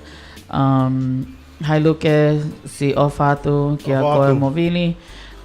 Mana tokuma iwa ia he kamata polokama mo Luque ka na e raki kaua Tony he rakoa iwa maloho afe mai Pilim Lose, Tatofi, Happy Katoa. Girl, I'm gonna need y'all to get off the Cowboys, okay? Cowboys. See? That's what I'm talking about. Faleva malo ngawe Miss Naite Ofatu Eva. Kapteni Lolohea. Moha'o tau whaikava. Oku nonga mo free. Love you guys. Just for that comment, I'm gonna come for you. That's Lopeti. So saya Tofiko Cougars. Sane, Tony's wife. Yay, Hawthorne High School in the house. Hawthorne. Class of 96 right here. I'm gonna skip the Cowboy and LD Bell Raider comments because y'all are thigh alpha right now. Save, Lampetti, Hainaite, love you, Luque, Lampetti Ofatu. Yes, LD Bell is in the house. Los is back. Howdy, guys. Kapteni, 22 years winning streak still lives on. Go LD Bell. Y'all stop being thigh alpha to my alumni. Kakapu joined us. Skipping the LD Bell. Skipping the Cowboys. But yeah, so Una Vimahi, thank you for tuning in. Thank you. Vita Heimuli and Seymour, thank you for joining. I think the wow comments were around the 18 cents. Oh yeah, the 18 cents. Yeah, so 18 cents was a pack of Simini. Wow. Okay. Happy you learned quickly in there that a job is a blessing. Very true. So Saya, so is that how much you charge out here? Okay, mau que naging awet ta totong imay ka tautolo. Sioki Baha Toa from Arizona. Thank you for tuning in, Baha. Alo, Tangitao, Ofatu Luque. Kakap Luque Lampetti, Kakapu Katoa. This guy got jokes. I'm gonna let you read his comment off the air. Love you both, man. Proud of y'all. You two really solo. Niners suck. Thank you. Thank you. Simo, it's nice to see you. Luke Ofato, Manu, Giamoa Motoni, Fred Katoa, Malonaite Ofatu Tony Moluke. Ofato Fred. Yes, so those are just some of our comments so far from our viewers, Luque. But so I want you to just kind of, just express to us,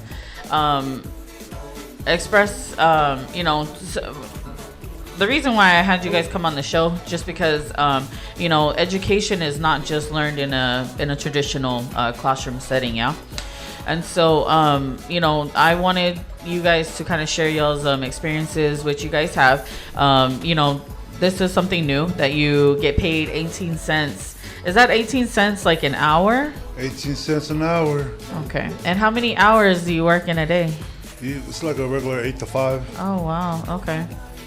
And so these gentlemen have shared with us the skills that they've learned, while being incarcerated, and the opportunities that they're prepped in the facility to be able to come back out and re-enter into society, and to be able to use those life skills that they are learning and gaining along the way, and be able to not make 18 cents an hour, because these are jobs that these are tasks that are like needed, like plumbing. You did plumbing. Tony did HVAC. You're doing CrossFit. So these are things that you can take in and do as a on an entrepreneurship level, to start your own business, small business.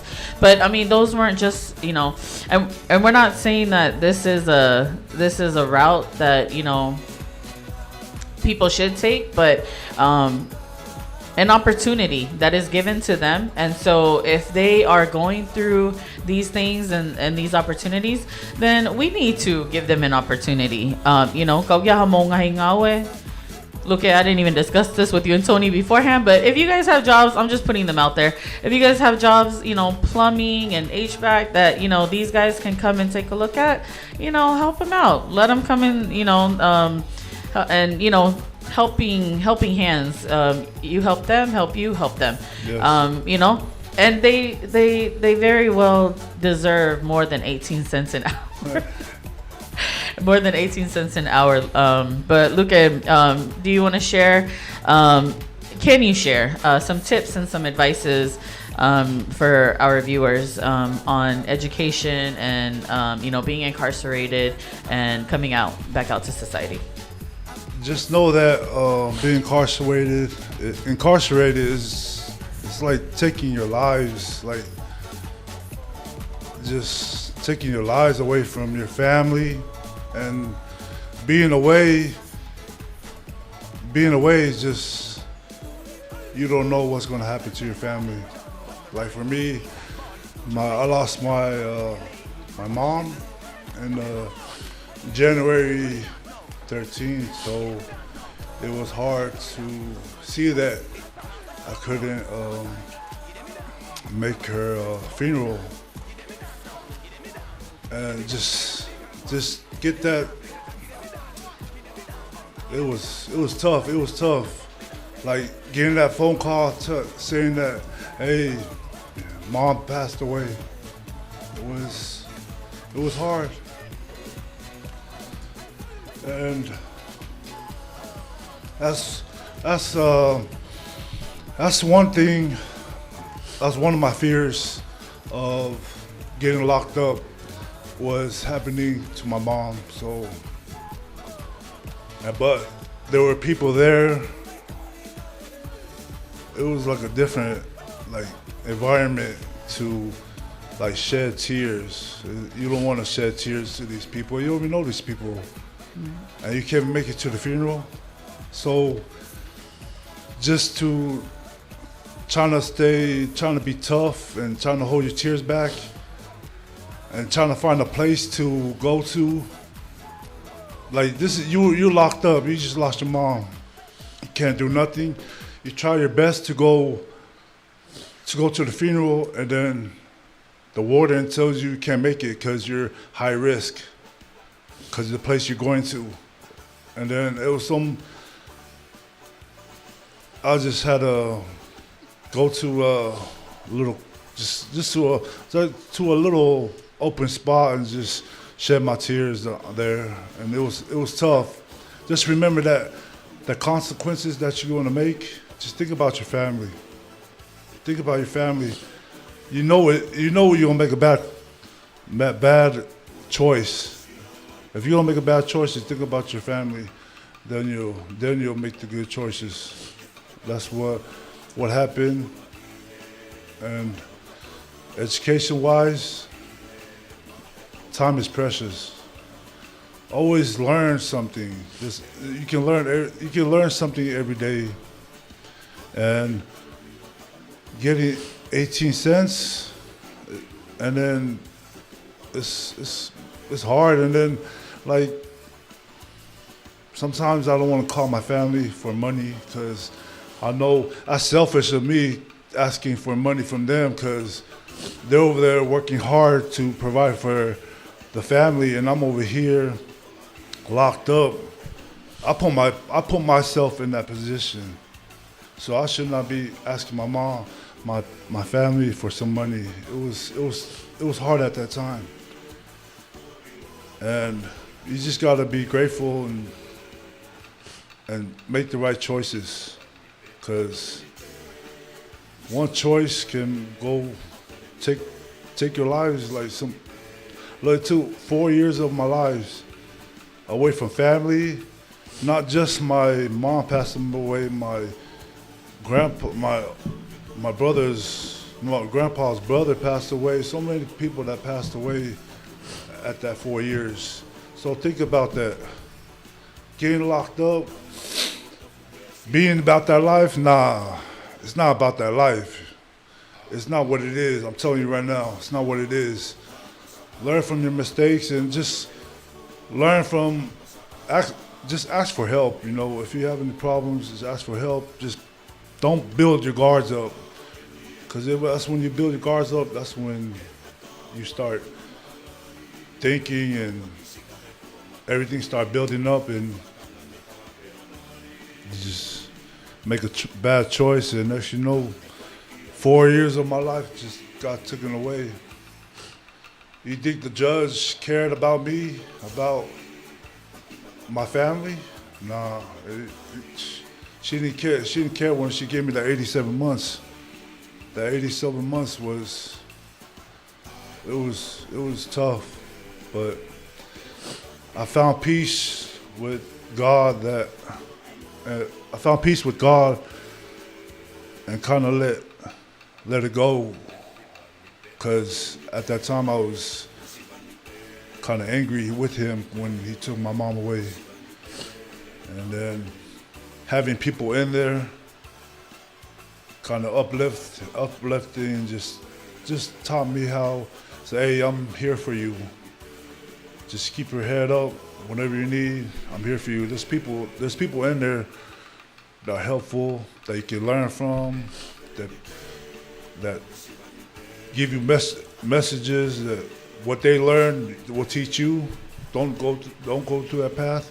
So I'm telling you now, kids, just listen to your parents and do what's right. If you don't do that choice, make sure think about your family. If you're gonna make that choice, you think your family approve of this or not? It was hard, but time is precious, and I got 4 years and a half taken away from me, and so much has gone by. I wish I could take it back and talk about what went through, my problems, went through, my grandparents passed away, and then just the struggles, just seeing your family struggle is hard. Because there's one thing, your family came from Tonga, and they come over here to pursue a better life. And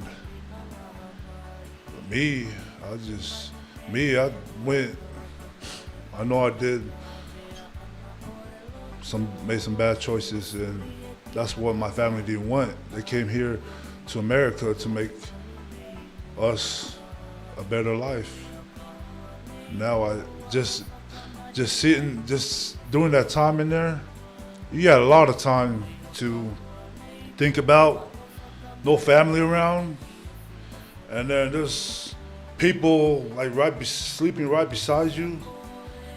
It's like you gotta live with them. There's no turning on, opening the windows. You gotta ask people if you can open the window. It's like having respect in there. It's like it's like yesterday, I can just sit in my bunk, looking at my bunk and just like, man, what did I do?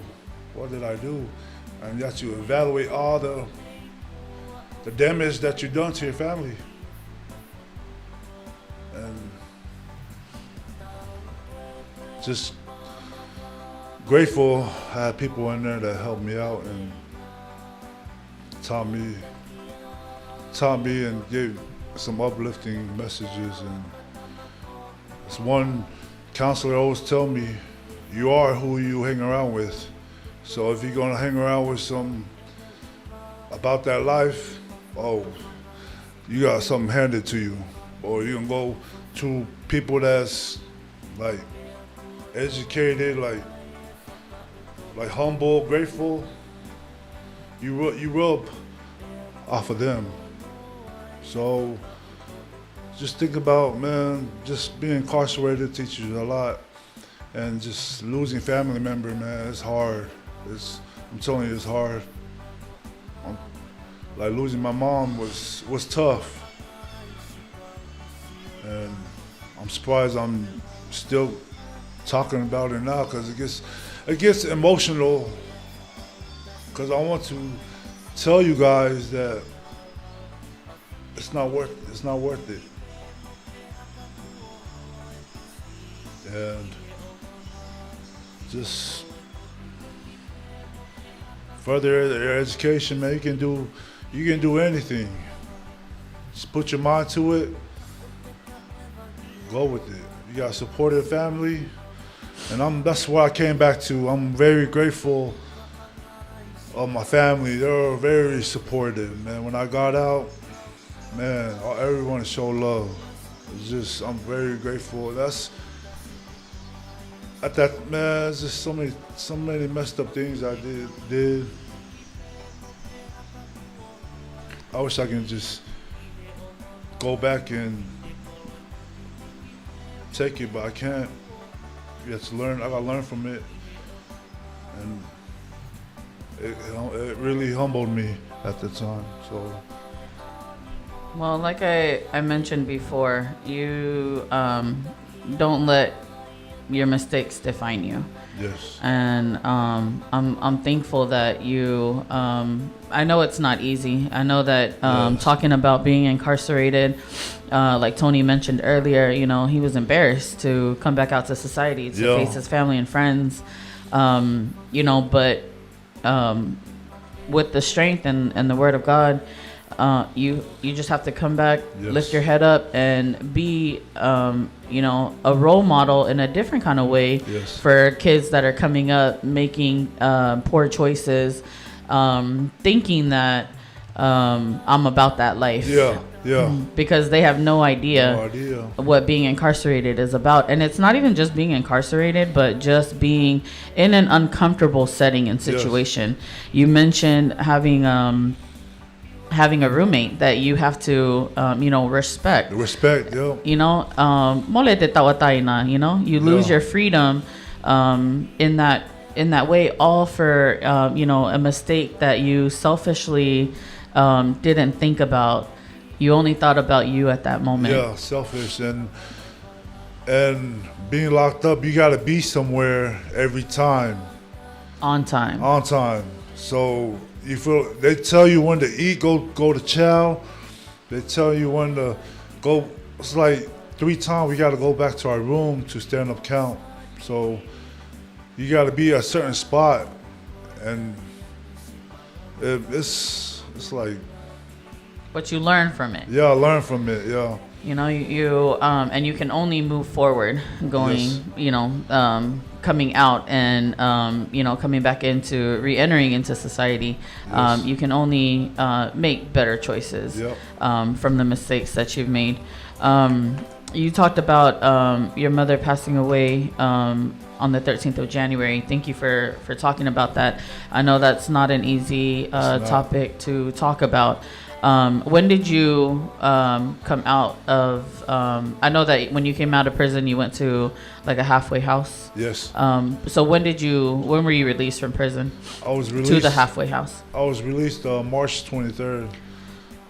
So it was like a month before my mom passed away, and there's so many like questions, like why? I mean, I'm like a month through the door. Why can't I just go to the funeral?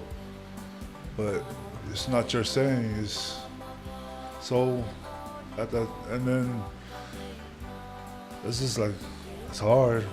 And I know when I used to write Tony, I emailed, and I know a lot of times nowadays, you know, that's a whole new, you know, that's new, you know, the emails, the texts. I would text message him, and then he would respond back, you know, by email or something of that nature. But the communication was a lot, you know, faster, you know, versus me writing a letter and then waiting weeks for him to receive it. And I mean, it still got screened, you know, it still got screened. But when we would write back and forth, I would tell him that, you know, he's very fortunate for him to come out soon and not have lost a family member during these 5 years that he was gone. But unfortunately, that wasn't the case for for you. And you shared, how that has affected you and how that did affect you. But then Tony also mentioned, when we were writing that they had an inmate that lost his father. And when Tony mentioned the name, that was my father's dear friend that my dad talked to often. His name is Nuku. Yeah. And they lived in San Francisco. And I was so surprised that Tony mentioned that he was serving with his son. And they comforted him and they prayed over him and they prayed with him.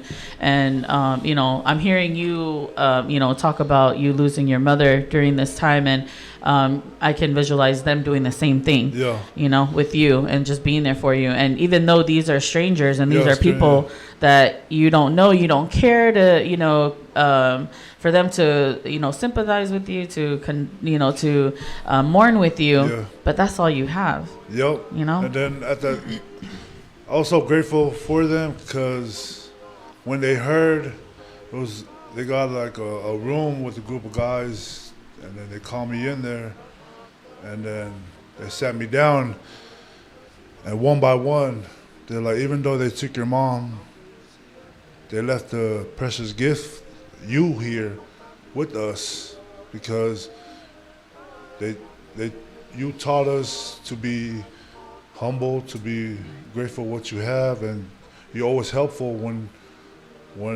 you're needed. Right. So just one by one, just hearing them, I was great. I was like blessed to have them talk about it and comfort me, because you're in an environment like with a bunch of dudes and trying to hold your tears back, Right. And then you can't go nowhere because everywhere you go, you see somebody, but that's gonna try to comfort you and remind you. And then there's some like believers in there. They told me, hey, just let it out. Don't hold it back, because once you hold it back, it's tough. So I just let it out. I was just bawling, man. And like I've said, the life choice that you made to place you in this situation, incarcerated facility. Yeah. Don't let it define you. You can think about it, but don't ponder too much on it, and make different choices that would have made your mother proud. Yep. Because I know how much she loved you and Luke and Vili, but you, because you were the baby, but she's, just like myself, I have to take myself out of, that path to depression when I think of my father, and spending, every day with him and hearing his teachings. We just need to make better choices and honor them and know that they're with us in spirit, in everything that we do. Yes. And so thank you for opening up about that, and thank you for not being such a guy and just being all tough and macho, but saying out loud that it's important to speak out loud and talk about it, because a lot of our youth, they hold that in. They don't want to talk about it, especially to their parents, to their family members. But that is something that we need to do, and we need to pay attention to, is our children, and to have them express their feelings, so that they don't go and express it in a different place to get them in trouble. Yes. And I do agree with you. You are who you hang around, and that's so important for parents to also recognize too, and pay close attention to with their children and their surroundings. We have some comments, so let's. Hot seat. Luca was talking about being in the hot seat earlier, and he was like turning red. I was like, don't match. It's the AC. Don't it's match the, the heater. color. Okay, malo. I match the color of the No. tablecloth. Hey, don't talk about our red tablecloth. That's how red you were looking. I earlier. know. Yes, very true, man. Thank you guys so much for coming in, sharing, dropping your comments. Happy Vili Solo Lampetti. This is Cowboy Nation, and Luke Lampetti is one of them.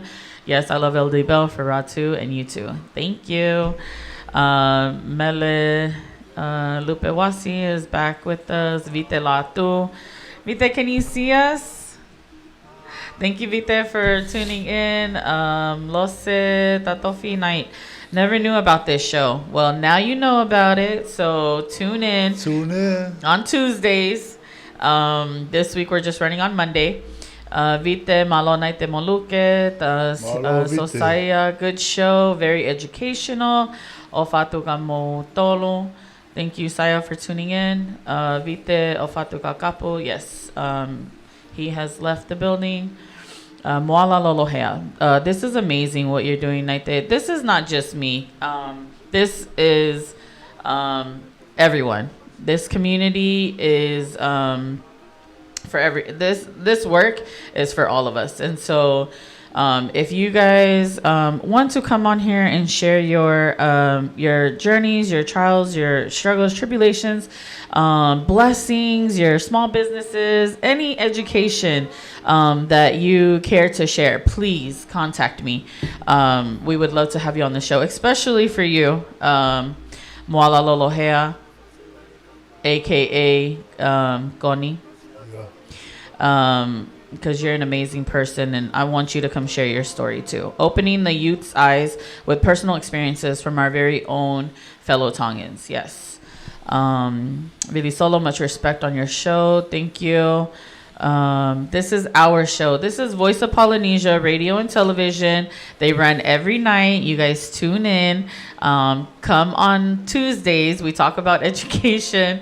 As you guys can see, we have the Dallas Reunion Tower behind us. So this is for everyone, not just me. Happy RIL to your beautiful mother, Luke. Yes, Thank very you, true. Miss Sala Mags, this is Margaret Tuha. Much love. My bro was locked up when our dad passed and wasn't able to make it to the funeral too. I remember that. Thank you, Maggie, for tuning in. Liku and Lola Malkoloa from Portland. Thank you, sis, for tuning in. Tohi Ofatuluke Malo and Awe Naite, Samoy. Samoy Ofatutoni, LA family. Nia Nubel, thank you for tuning in, Nia. Happy reply to Maggie, so true, and he passed before we graduated and we didn't want to celebrate anymore. Lo se tatofi, yes, not worth it. I think talking about, the choices, making bad choices, it's not worth it. Yep. And I think a lot of kids, they don't tend to understand that, and they just want to go through it, Yeah. and then when they go through it, their eyes open up and they're like, Yeah. okay, I didn't want to go through that, Yep. But people people that have gone through those types of that have detoured that way, they're trying to help you avoid that path. the path.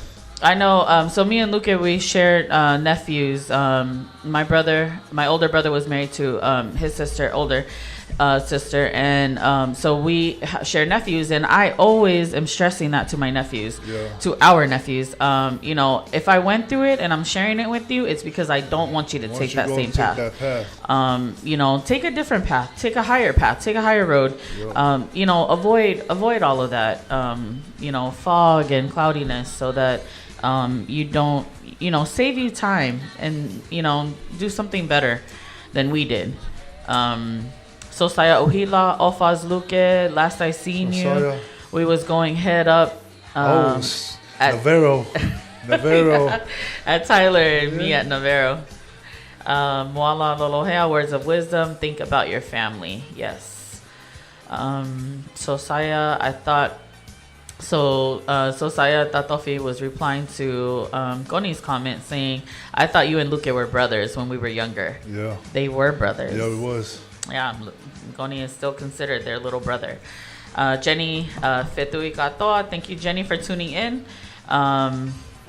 And my battery just went out. But thank you guys. Thank you to everyone else that came in. I did see that there was other comments on there, and I'm grateful. I'm so grateful that Molitoni Katoa and Luke Lampetti took time out of their schedule to come and be on the show tonight and just kind of share with us some insight on, what they learned in prison, being incarcerated, and the opportunities that they are given to now come out back into society and to be given another second chance. Another second chance. And if you have, something that they learned, plumbing and AC, and are you pretty confident about your plumbing skills? We have some direction books at YouTube. But, we all make it happen. Let me not vouch for these two. But, give them an opportunity to come and take a look at, some of your work. I know I am. I'm going to, if I have some plumbing issues, I'm going to reach out to you guys. It's called Lucky. Oh, no. Lucky is definitely a YouTuber. But yes, thank you again for maloa tuga ki motolu for moleka motaimi. Komoto na ke au ke ngai lau e komeni. I apologize. Next time I will charge my phone and have a full battery next week on the show. But thank you guys so much for tuning in. Malo to mo afe mai ke tau lave he polo kalama e fiafini mo share tau pesi mo share te tau video pe mo te foki mai pe he wike kahau ke tau lave next week we have ETCC, our Elis Tongan community committee that will be joining us to share some insight and news on our community. But for the rest of you guys, continue to join us every day. Voice of Polynesia, radio and television. They are, running every day. Starting next week, we will go on Tuesdays for our education chapter. Again, Luke, any last comments you want to share, advice for our viewers? Yes, just stay humble, be grateful, and make the right choices. One love, everybody. Make the right choices. I don't think I can stress that anymore. If I know a lot of parents have reached out, we do, mentoring, and we had rugby teams in the past that we had a lot of kids come and join, and some parents have reached out. I will get back to you guys on the rugby part. I need to reach out to the rugby founders and coaches and all of that good stuff and let you know. But I know that some parents have reached out. Kia mai nau whanau ke nau hao hanga noa he wainga mo mea he ilo na nau hanga noa whasisi ia e o whiohi holo mo e kaureka o ko te nau palo pale mai e pe te nau alo whaihanga he whiri o ko keike tau whiunga mo e mako nake o whaiga nau tolu i api. Ka koe whamalope kuhi koe kaumai o ngō tunga ane koe ni ke nā hao wahe mai mo ki tau tole nau ngahi experience mo e mea na nau fōu iai he taimina e whahu prisoni ai nā wapa o kuna hao wahe mai o ngahi mea na nā fōu iai o ngahi taimi o kuna mawahe ai me na whamiri pa hange koe ko Luke na e ke ngai popula na ke angha whainga maari ke hao he malolo e ne whine eiki. Pau ko taime ni ihi o ko keike tau whakaukau ki ai, he taime o tau whaiha tau whiri ke tau whaiha mea o keike sai, pe lele, pe tau o mole lewa tau taina, o kei lewa ke tau lava o keike lava o whiolak whaka osmo ne whine eiki. Pau ko whangi mea pe he o ko whemao pe ke tau mana tui, he taime o tau whaiha ha whakaukau ke whaha whiri o ko tai tau pe tai whiunga. ke tau mahuinga ia he tau whamiri mo nau ofa ia kita. So with that being said, again, I'm so grateful for you guys that have tuned in, all our viewers. Thank you for all the comments, the love, the blessing. Again, this is not my radio show. This is our radio show. This is Voice of Polynesia Radio and Television. Those of you guys that didn't know about it, now you guys know about it. Invite people to come every week and visit with us. Again, I run the education chapter, and we will be back on Tuesday. So with that, thank you, malo, and ofato. See you guys next week. Bye. Mo mio mai big he tau fasi, pa mo me ato ai begi api malo.